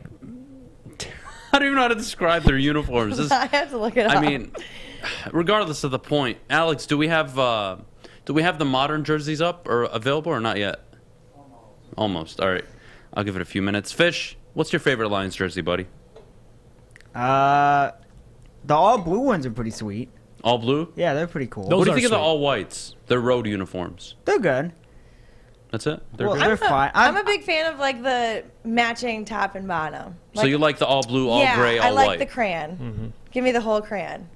I'm a fan of color rush jerseys. Like, I love when you see yellow and pink or purple and yeah, blue. but we don't have yellow and pink in our jerseys, Well, Fish. but you get the point. Like Seattle what- rolling out in the lime green. I mean, yeah, it like looks sick, lime but- green I love versus that, though. Detroit blue. Like low-key. Yeah. And now you always gotta wear white. Why? Why can't we just Yeah, so clash the colors? Wyatt brought up an issue he has with the throwback, which is the Thanksgiving one, which is it doesn't have any Lion or Detroit reference on it. True, but I associate Detroit and the Detroit Lions with that blank helmet, that silver grayish helmet. I love, I mean, for me, the Thanksgiving uniform is my all-time favorite. The blacks were cool, but, at the time, the jersey material was different. Yeah, they'd have I to kind of look revamp back them. on it now, I'd be like, I'd never wear that jersey ever in my life. So what I want to see is somebody creative out there make a damn mock jersey of the blacks in a modern uniform. Yeah. That's what I wanted. I'm going to have I Roman think do it it would for look us. sick. I do. I I think do it would look too. way better than it did before. Yeah, but what's the pant color? That's the problem. Black. Easy said black jersey, gray pants, No, logoless, black on gray black. helmet. Give me I don't know crayon. about black and gray. I think all black, like Maddie's black. saying. All it has black to to be the all funeral. black. It would be dope. I mean, All blacks, blue lining, that'd be sweet. Yeah. blue numbers with a gray outline. I think that, you know what? I'll make it. I'm making it. I swear to God. We're gonna Look, have all a right, uniform Look off. at these uniforms, guys, and tell me these aren't the sexiest thing you've ever seen. So these are the throwbacks, obviously, but these are modern. Maddie, come on. We're talking 10 out of 10 sex appeal here. All right? I would rock this. That is a uniform to me. Jesus Christ. I love the way this uniform looks. Jeff, come on. Come on. This is the greatest like it. uniform in Detroit Lions history. Okay. It's not. Come on, man. It's honestly the most probably iconic because of the Thanksgiving games and what that means. And you have to remember Barry Sanders wore Yes. this and made it famous theoretically, Yes. right? So historically, yes, you're correct. I've just always been a fan of black. Maybe that's me being biased a little bit, but this jersey is still sweet. I have this jersey, and it was a Stafford jersey. Oh, there's the White Sox. All right. See, now this is kind of your home uniform standard, right? Yeah. So you see the Lions logo on the helmet, the gray stripes on the side. I like this uniform. It's clean. It's clean as very hell. old school. It is, but you know what? Which I really, don't mind. Yeah, but I don't think you have a new school with the Lions' current color scheme and the logo right now. Current right now, for color me, like scheme, the if all they ever grays. change their color scheme. I'm not a fan of the color rush all grays.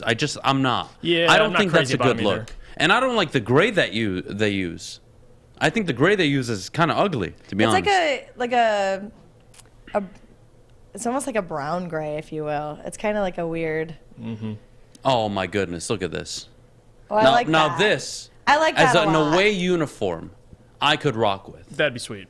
I like White that a lot. pants, gray shirt, gray jersey, blue logo font, white outline, gray cleats. The helmet's still the same. Come on, guys. I'm still here for a black on black.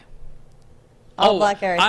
I'm gonna have a black on black hopefully for tomorrow's show. But I do really like this. 100%. I like this a lot. Even this one, like it's inverse, right? You can This have is multiple sweet. options. So gray pants, white shirt. I think they're all beautiful. I That's don't really care for the blue one that much, though. the first one. Yeah. I'll go to hell. Okay. Are you serious? I crawled out of hell to get here, so might as well go back home. Oh, wait, can you put the blue one then up? Yeah, no, put the blue one. Come on, are you serious? We need- Which one, Yeah. the original first, without the logo on the helmet. We need a No, reference. no, that one. Okay, that No, one you yeah. messed with. Okay, good. Next so one. the second blue. Yeah. So this one. Really? I just. It's so like What do you mean? What does that mean? English. Do you speak it? Barely. What does that mean? I think they're really I sweet. like it. But I don't like it all the time. Well, that's going to be your home jersey. So. I know. That's the problem. Well, what if it was blue pants? I would like it more, I think. Okay, You so need that we're compromising here. Yeah. All right. Welcome to the morning compromise show. And I just forgot too. Apparently, everyone's talking about the Michigan Panthers. They're all black. I didn't even know that. They're Are all they? black. Everyone's like, you can't do black. How You're if their logo's purple? I'm interested to see. Here, I gotta look these UDs up. Maybe I'll send them to Alex. 'Cause Oh my God. I really don't. I want to see now because you guys are really Oh annoying. wait, no, I do remember they're not. They're not all black. Yeah, they're not. They're freaking weird burgundy, They're purple, they're like red and blue. And what the hell is this? Ew. Yeah. Look, USFL will die in 2 years. All right, I'm just not gonna give it any more attention than what I just did. All right, moving on. All right. Okay. Well, anyways, I'm gonna make black alternate jerseys though, and we're gonna preview them on the show. You watch. USFL will last longer than you think. Fish, I last longer than the USFL. How about that? Well, you don't know that until they start. We'll see. Watch. Okay. The second they start, I'll start, and we'll see who lasts longer. Okay. All right. I'll have a stopwatch. That's not what I'm talking about. You don't know what I'm talking about. Could be anything. Yeah. Finish your prep. You don't know. You know, like, who knows? Who knows? That's what you're talking about. All right. Oh my God. All right. But You yeah, guys are gonna get me killed. I know people in the chat. A lot of people talking about black. I think black, gray, the Thanksgiving outfits. I think everyone has a similar favorite. I want to see those black all redone, modernized. And maybe I'd have. I'm still sold on black, but I want to see them modernized. I think I've seen them on Twitter, people making the designs, and there's a lot of talented graphic artists out there that can make them. But someone's got to make one. Give me a revamped black, old school lines. Yeah, we're gonna put together a revamped black mock. Attend the funeral. I'm really curious. I think it's gonna do really well. Black I think people are cleats, gonna love black it. socks. And look, Oh. you have Dan Campbell as your head coach, and he was one of the players that wore. You're Good right. point. I didn't even think about that. You're right. I didn't even think about that either. He was All right, rocking guys. the ball black. Well, give me 1 minute because now I'm gonna sign this and I'm gonna get this done. So just give me 1 second here, because I actually want this done like probably today. Actually, this is gonna be a really cool idea. So excuse me, you guys can talk about whatever the hell you want while I do this. The black unis that I love so much. I don't know. Well, We had great soccer games yesterday, Adam. Fish, Did you go to enjoy hell. them? We're not talking about soccer. I'd rather talk about anything else except soccer. I'll talk about cricket, just not soccer, No, please. he wouldn't. What about the He Lakers, doesn't Adam? mean They that though, because if you brought up the WNBA, he'd be all upset about it. So The WNBA is not a sport. Okay, that's really mean of me. I'm sorry. Yeah, I that's apologize. super I know that's mean. very ignorant of me. They're very talented basketball players. we're not. It's doing not a it. watchable We're not sport. doing this today. Yeah. Yeah, We're it's just not a doing this watchable today. sport. It doesn't make any revenue. All right? They lose money every year. The NBA pays to keep We're them not in. doing this today. I'm just We're saying. not doing it. These are facts. I'm not saying anything mean or political. Yeah. These are it's just the truth. And I don't watch the WNBA. I don't think it's fun to watch. That's okay. And I've bet on it before because I tried to watch it. I was like, God. the only way I'm going to watch this is if I put my own money on it. And I how did. much money do you And I was ready put- to gouge my eyes out like 10, 15 seconds in. I couldn't. It's just I'm used to a different game, and that's okay. Like, it doesn't mean I hate the WNBA, but I can't watch it. I'm used to a different type of sport. Well, you know what you can't watch? What? MLB. I hate them. We're gonna talk about that next. I gave away 5 baseball hats yesterday, by the way. You did. Really? Congratulations to Adam Badian for actually Yeah, sticking I his told word. people if the MLB made progress, I'd give away 5 baseball hats, and obviously they didn't, but I still gave them away anyways. So That's- that was fun. That's so kind of you. Yeah. I love that for I you. try to do good things every once in a while. You know, because I'm going to hell either way. So I'll join you there. Well, we're going to talk about that when we come back from break, but we do need to hear about Planet Fitness before we go. All right, guys. Planet Fitness, the official studio sponsor of the Woodward Sports Network. We're so happy to have them along. From my own personal experience, my mental, physical health, Planet Fitness goes a long way with me. Working out 5 days a week is one of the most important routines I have in my life currently. It keeps me sane. As much as I work, as much as I have, whatever goes on in my personal life, working out is the 40 minutes to an hour every day where I can get away from everything, listen to my music. It's a good stress reliever, and the place to do it is Planet Fitness. Ladies and gentlemen, your fitness is essential. Take it serious in 2022. Get started today. $0 down, $10 a month. Guys, no easier way to get started. Visit planetfitness.com or visit any of their Metro Detroit locations. Check them out. That's Planet Fitness. Tell them Woodward Sports sent you. Fellas, let's be honest. We like things to be easy. We like simple stuff, like sports 7 days a week. We like things uncomplicated, like Lady Jane's Haircuts for Men. Open 10 to 8, 7 days a week. Walk in anytime. Sign in, sit down, watch your favorite team play, and before you know it, your hair will be game ready. Open 10 to 8, 7 days a week. Walk in anytime. Lady Jane's Haircuts for Men. It's wicked awesome. What do you get when you mix fresh, juicy, hormone-free chicken with our savory signature sauces? The best damn wings you've ever had. Wing Snob Traditional Wings. Try our Jamaican jerk or lemon pepper. And we toss them to perfection. When your wings are this good, it's easy to be a snob. Order online at wingsnob.com today. Wing Snob. We just have better wings. The only sports network in Detroit that starts with a W. You know, because we win. Woodward Sports, Detroit's winning sports network. I don't know about you guys, but I know I definitely need a tan because Chili Peppers Tanning is where you'll find the cleanest salons in the D with spotless, sanitized rooms and trained, certified tanning professionals. They've got 26 locations and more to come. Join the Pepper Club for all the best deals, and they beat all competitors by at least $5. Don't forget to pick up Australian Gold, Designer Skin, Caltan, and Swedish Beauty Lotions. Chili Peppers, so where you're going to get your best tan. Guys, MLB, I'm over it. And I think this quote by Tony Clark, MLB PA executive, it says a lot. He said Tuesday, and I quote, "The reason we are not playing is simple. A lockout is the ultimate economic weapon. In a $10 billion industry, the owners have decided to use this weapon against the greatest asset they have, the players."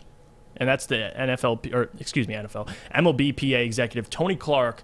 And listen, we could talk about baseball and how the first time in, 27 years they're actually missing regular season games because of this lockout. And I know they're not coming to whatever the economic disagreements are. The bottom line is this is sad. And it's sad for the younger MLB fans, especially guys that, kids that are getting into the MLB and trying to watch it. Although people already say it's America's pastime. Now it's really America's pastime because how do you expect the MLB to grow and become popular among, kids the ages at least, 14 to 21, whatever the age is? It's hard. I mean, the audience right now that is this invested in the MLB up to this point, over 40 years old. I think that's the crowd we're aiming at. And if you want baseball to become popular among younger individuals, the biggest part is getting things like this done and not, maybe holding the players holding something over their head, it sounds like. So with the MLB this season, man, it's sad that they've had to come to this point and they're going to miss the first two series of the MLB season. And I don't know when a solution's going to come to play. I think yesterday you saw the tweet that there was an offer that the owner's side was contemplating, but again, no one expected that to get done. And I wasn't surprised that it was declined. So the fact that we're up until this point and the fact that they're going to miss regular season games, it always benefits the owners. Of course it's not going to benefit the player. What if out of all the players, the guy that's, on a roster making $700,000 a year, it's more concerning to him than it is a billion-dollar owner. So at the end of the day, it's sad it has to come to this, but the owners have control, and that's the reality of it. So I'm interested to see how this progresses, how this works out, and if they come to an agreement, because I don't know. It sucks that no other sport, NFL, NBA, their PAs and the owners of that sport have as much disagreements as they do baseball. And it's sad that we got to this point, Adam. It really is. Yeah, look, I don't understand what baseball's trying to accomplish here. It's hard. Like, it's such a beautiful sport, and they just find so many different ways to make people hate it. Really? You're going to delay the first two series already because you can't come to an agreement? What's their disagreement?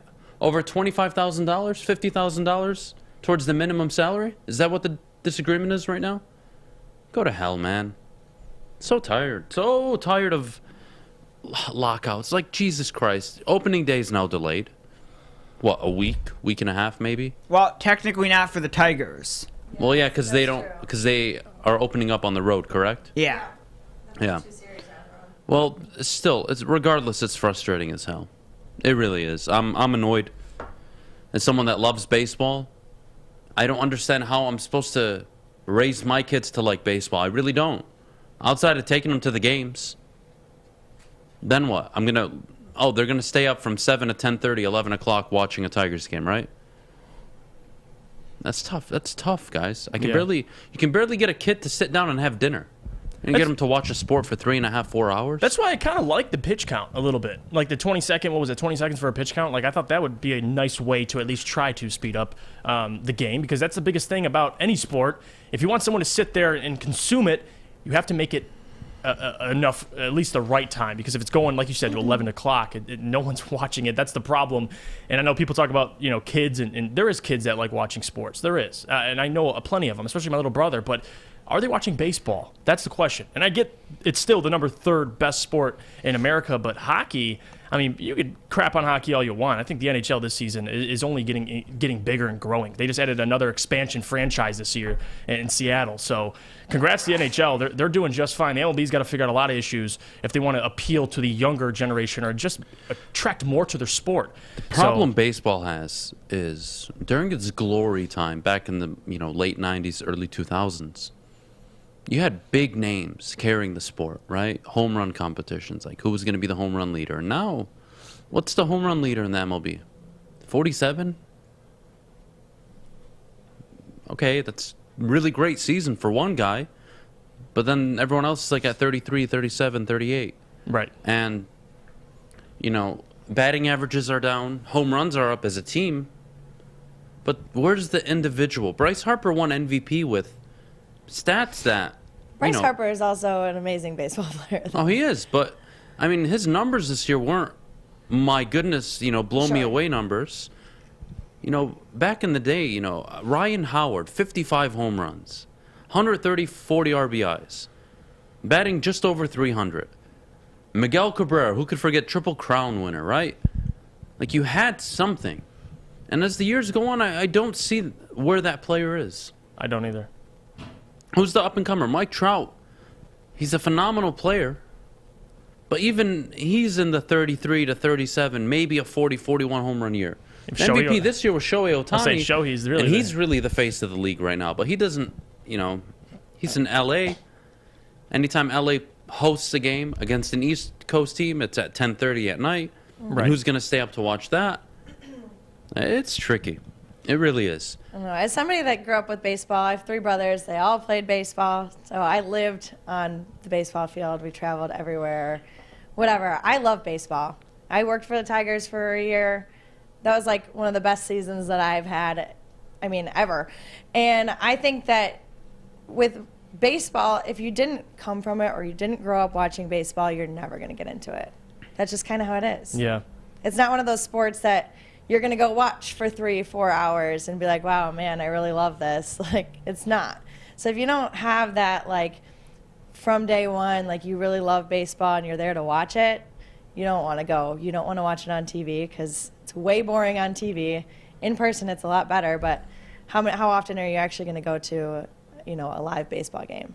True, it's almost like it's about that experience, especially, at least I only can speak to here in Detroit at Comerica Park. It is about that experience. You go to Comerica, you go with whoever, your significant other, your friends, you sit down, you enjoy some baseball. Even if you're not a fan of baseball, I think there's a difference between going to the game at Comerica, watching the Tigers on TV. There's a big difference. For sure. Because there's so many other things you could be doing in that time instead of watching the Tigers. It's sad to say, especially this year I'll be watching, but in previous years, just for everybody, but not just the Tigers. I'm talking about globally, nationally in baseball. But if they want to appeal to more of a younger crowd, I think there needs to be changes, especially I like the pitch count. I like different ideas that they're throwing in. But at the end of the day, if these owners and players can't come to an agreement, I don't understand how civil. I mean, you're missing 2 series of this season.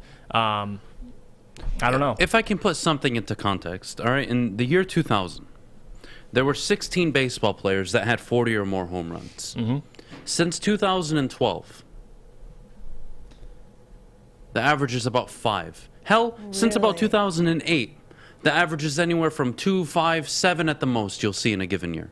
In 2000, it was 16 batters, all from different teams except one. But that was also near-ish the steroid era. That's where I'm getting at. Yeah. And people forget, like, that was some of the best times in baseball. Mm-hmm. In the year 2000, Sammy Sosa, 50 home runs. Yeah. Barry Bonds, 50. Bagwell, 47.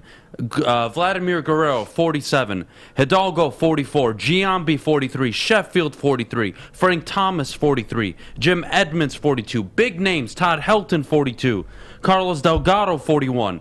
David Justice, 41. Alex Rodriguez, young Alex Rodriguez, 41. Ken Griffey, 40. Mike Piazza, 38. Rafael Palmeiro, 39. Big names. And I got to number 25. The 25th most home runs in that season was 35. If I go to last season, the 25th most home runs or fewest home runs in Major League Baseball was 30. Look, the home runs are up on teams, but where are the players carrying the game? Where are they? Your MVP for the NL last year was Bryce Harper. Bryce Harper last year, I can't believe I'm saying this.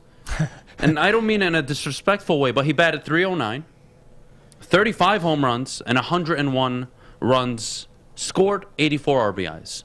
He didn't even get 100 RBIs. MVP. And he was. I mean, he was the most valuable player, to be fair to him.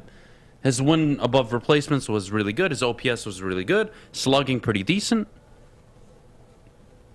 But 35 home runs and 84 RBIs. That was the NL MVP. That's why baseball's dying. And look, whether you're for steroids or against, all I do know is the game is missing stars. And Shohei Ohtani is a freak. Yeah. He's a pitching stud and a all-around player. He's a 5-tool player and a pitcher. That doesn't happen. You can build your game around Shohei Ohtani. The problem is nobody can do what he's doing.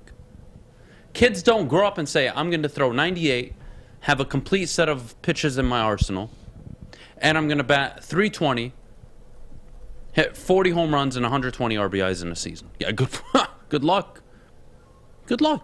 It's not going to happen. The game is missing stars. Real stars. Consistent, year in and year out. 30, 35, 40. Albert Pujols. Remember Albert Pujols back in the day? Yep. Dude was a 40 and 120 machine every single year. Adam, they're juiced. They're all right. I know they're juiced, guys. Maybe that's what baseball needs. I'm not joking now. Maybe that's what baseball needs. Because if I go to the year 2000 and you had 16 players hit for 40 home runs, and since then you didn't go anywhere near that number. Well, I wouldn't say that that's what they need. It's just It's more attractive game. Sure, absolutely, and that's what we were used to for how long, and then now all of a sudden it's like, oh, you took that away, and now these players aren't very good. It's not that they're not very good; they're just not juiced 16 anymore. players with 40 or more home runs. Yeah. 15 of them were on different teams. Yep. That means 15 teams around the nation. 15 fan bases that were like, oh my God, I got to watch him step up to the plate. That's how you get people interested in the game of baseball. It really sucks. The game you grew up watching, the Rocket Arms, Clemens, Randy Johnson, and now you have Sonny Gray. Yeah. God damn the sport. Frustrating. We got to go to break, Maddie. When we come back, the Red Wings took care of business last night, beating the Carolina Hurricanes in what was, I thought, one of the best games I've seen the Wings play in a minute because they overcame adversity, and we'll get to that after this. But Maddie, what do we got? We have to talk about the Fulling Warehouse. Well, listen, guys, imagine playing Fulling with Shohei Ohtani. Listen, it'd be a blast, and not only that, Fulling Warehouse is a blast, and that's why you need to check it out. Home of the original football polling pin game called Fulling, and you can host your corporate party, team building event, or you can come in with family and friends. They have two ways to play: $10 unlimited open play, or a private lane reservation for $120 for up to 10 people for 2 hours. They have 100 different beers, $2 mystery beer machine, and they have multiple full bars. You bring the food or you have it delivered in. Come get your full on. Check it out at fullingwarehouse.com. It took exploring 50 different formulas and hosting countless taste tests, but we believe Gypsy Vodka is the smoothest vodka on the market. Don't believe us? Ask the owners. We're Mike and Adam Kazanowski with High Five Spirits Distillery. We're in close to about 1,200 locations throughout Michigan. We wanted to create a brand that was geared more towards freedom, love, adventure, and at the end of the day, we really wanted to tell a story that inspired other people to take risks, follow their dreams, whatever that might be. Think you're a big shot? Oh, excuse me! It goes is down. Think you can make the big shot? Washington fires and hits. Woodward Sports wants to send you to the finals for college basketball April 2nd through the 4th in New Orleans. That's right, you and a friend in the Big Easy. We'll take care of the airfare, hotel, and tickets to see the finals for college basketball. Listen Monday through Friday to the Morning Woodward Show. Big D Energy. And the bottom line for your chance to qualify. If you can make the big shots, you and a friend are getting out of the cold and to New Orleans. Got it. Keep listening and watching for your next chance to win. Powered by Planet Fitness, Syntron, and the Sports Marketing Agency. And it's over. Anything can happen in March. Welcome back. Thanks for joining us on the Morning Woodward Show here on the Woodward Sports Network. The Red Wings got the win last night in overtime, 4-3. Guys, what are your thoughts on the game? I mean, Adam, I guess you can start because you have Yeah, feelings. I have a man crush on a certain somebody. I love Lucas Raymond. How can you not? But let me walk you guys through the game before we get to the game winner, obviously.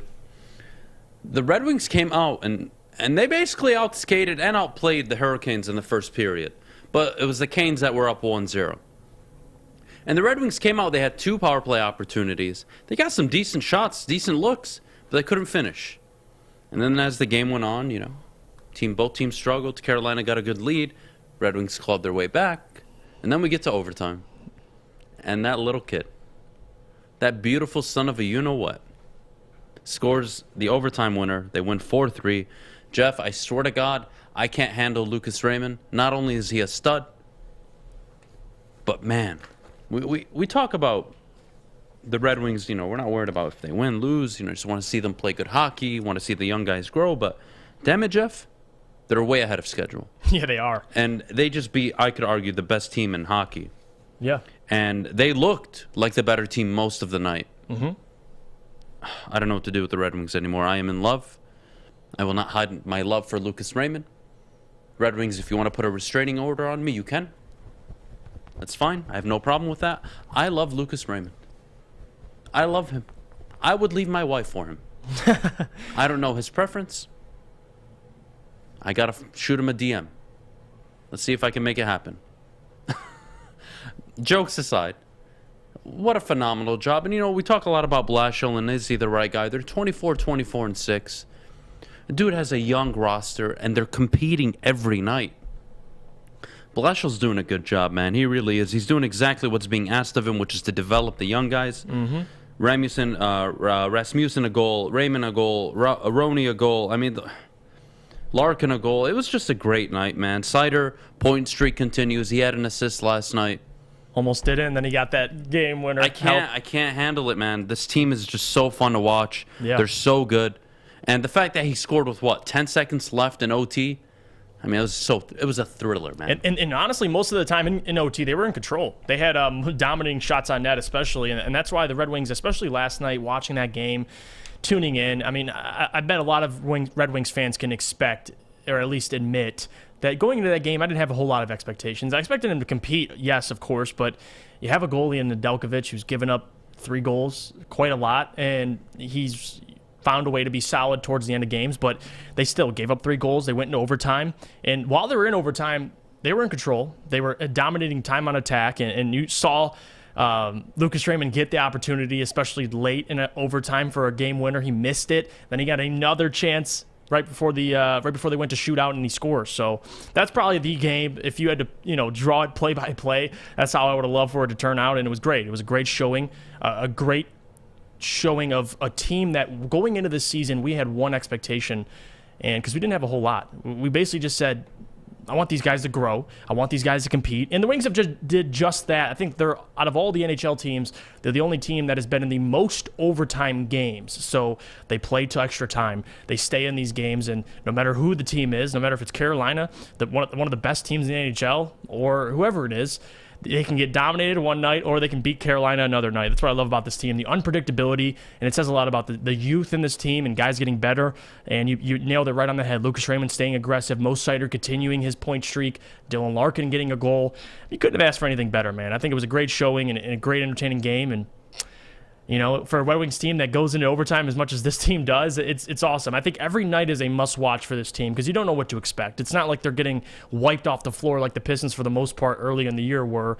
I mean, there's some games where they'll fall short, but for the most part, man, they come to play. And I think that kind of gives back credit to Jeff Blashill and getting these guys. So you can't complain about the development. I think they're on the right track. There's still guys brewing up in the pipeline, but last night was a great showing. All through all 3 periods, including into overtime. Man, it was great. I don't think anybody could complain what they saw last night. Definitely not. What's your expectation for the rest of the year with the Wings? What do you want to see out of them for the remaining 30 games, 28 games?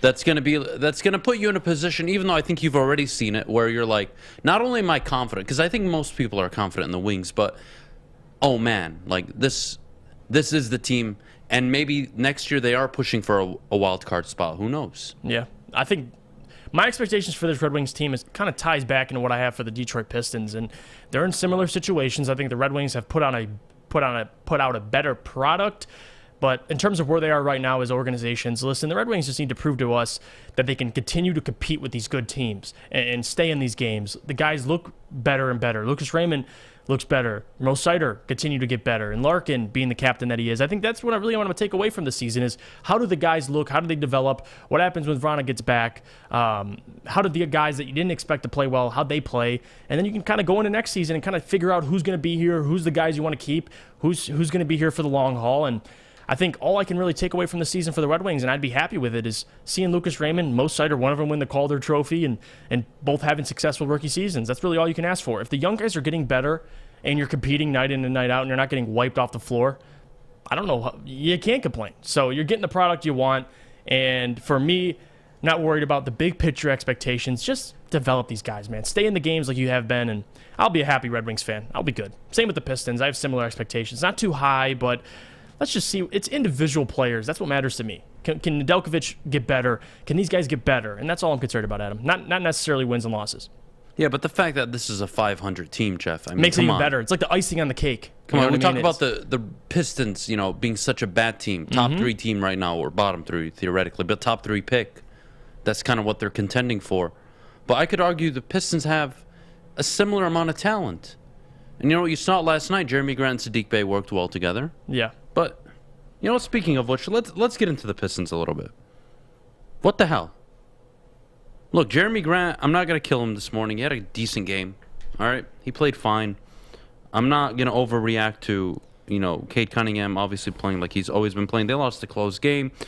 Jeremy Grant put up 26. He had a really good game. I can't lie. 26, 4, and 3. He had a +6, +- He had a really good game. I can't sit here and say Jeremy Grant played like crap.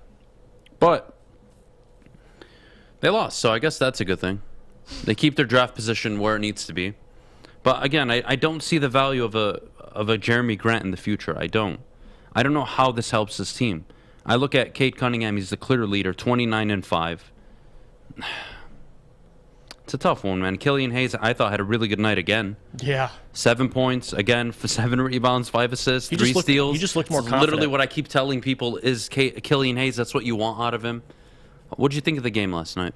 I liked it, honestly. And this is a Washington Wizards team that, 28-33, not really the most respected opponent. But at the same time, the Pistons going into this game, going to Washington, and at least playing as good as they did, they had the big 3 kind of come alive. You had Cade Cunningham, 20 points, 9 rebounds. You had Sadiq Bey, 19 points, 7 rebounds. Then you had Jeremy Grant, 26 points. Showed he could pass the ball a little bit, 3 rebounds, 4 assists. That's what you want, man. And as long as those guys are continuing to play well and they're staying in these games. Now, am I pissed off that Cade didn't get the ball the last 2 possessions? Yep, because this is the guy that we've labeled. I'm sure Dwayne Casey knows it. He's the closer. This is a guy that you need the ball in his hands. But when I see Killian Hayes have the ball in his hands, or I see Jeremy Grant have the ball in his hands, it just frustrates me. Like, considering who you have and how well of a night he was having last night especially. But the big picture is, I'm not going to sit here and complain. The Pistons continue to lose. I'm good with that. You need a top 3 pick. So any way you can do that, do it. And the big picture is, are you competing? And they are. They lost by 3 to the Washington Wizards team, a team that was shot the absolute lights out. They shot 50% from 3. Think about that, 50%. They were 13 of 26. The Pistons were 8 of 27. So they can't shoot the ball from deep. They struggled last night. This is why I've preached all year they need shooting.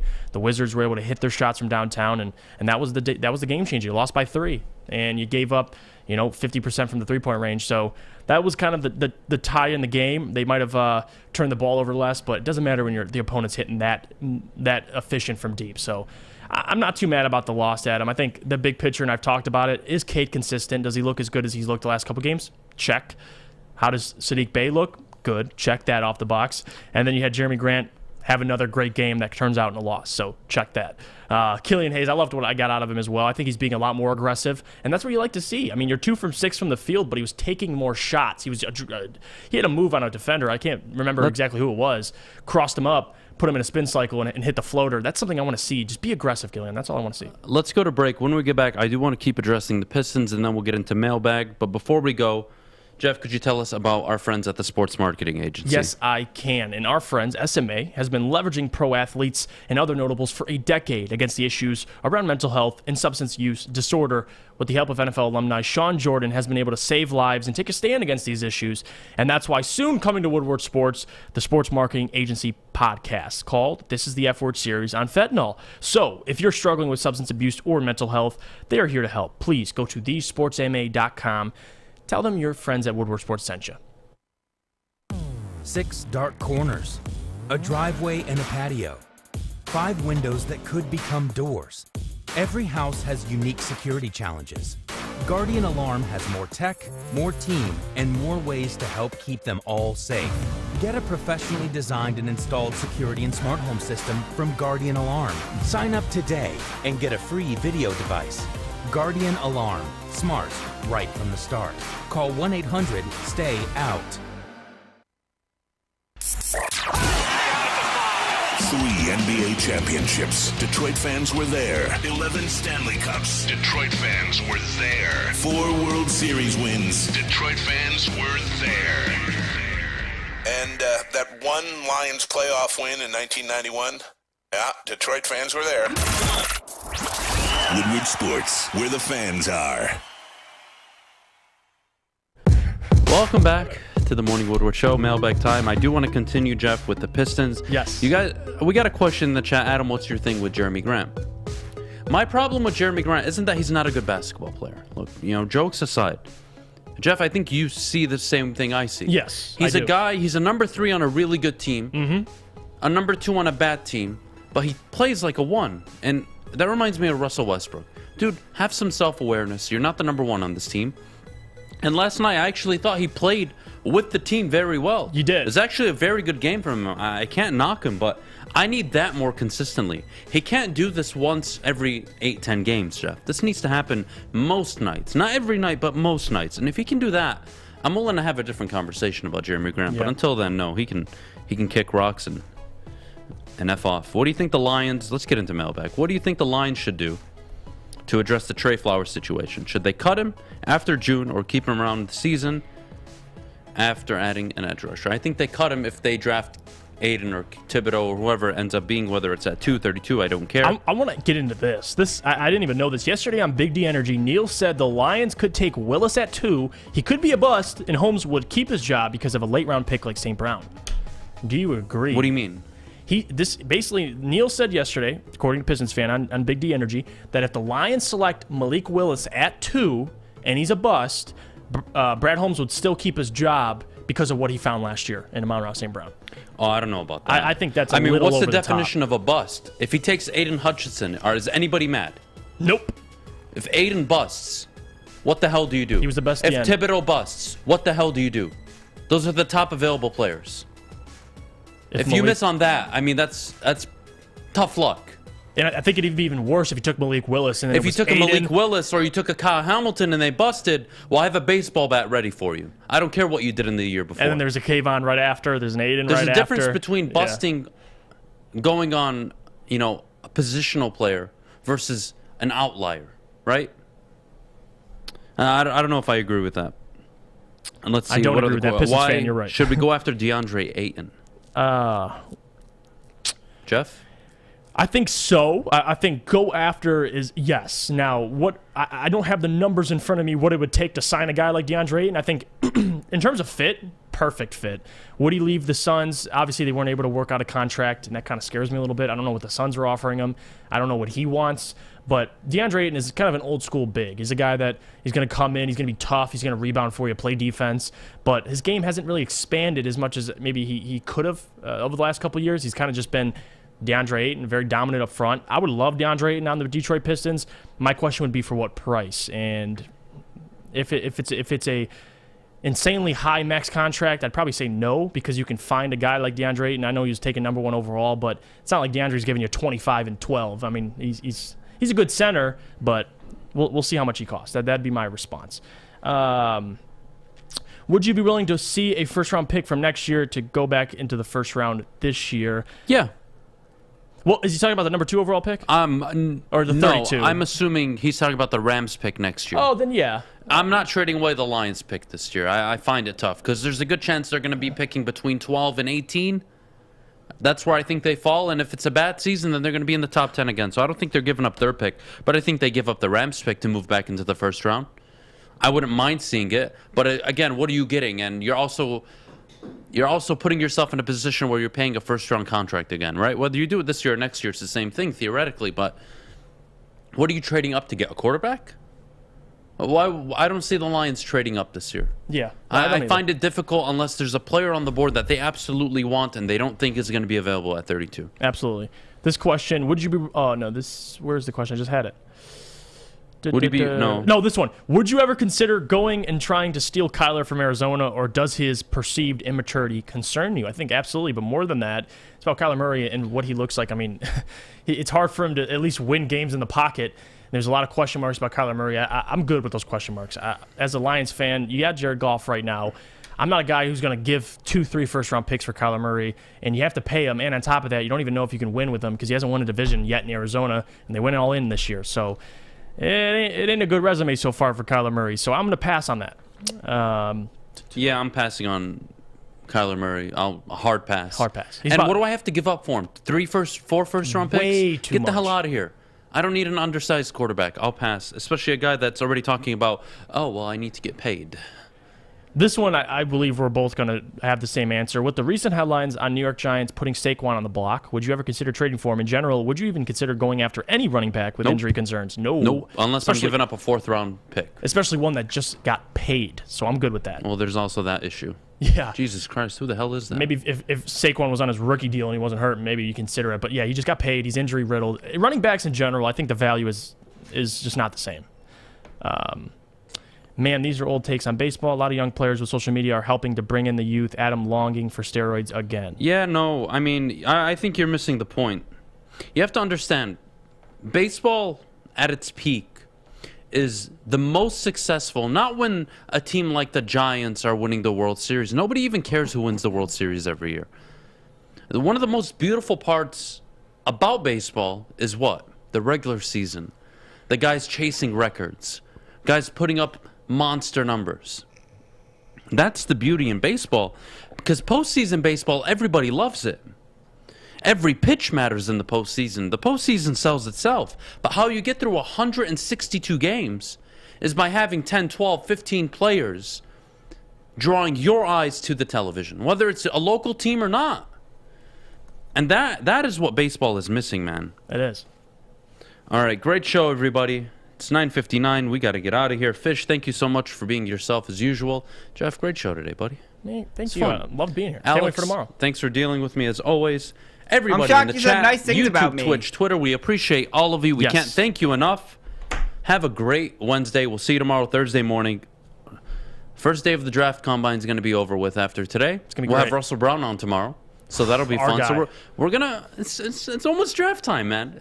You're starting to get that vibe, man. I can't wait for the draft. I really can. It's going to be a great 4, 5, 6 weeks leading up. Can't wait. You guys all have a great Wednesday. We'll see you tomorrow.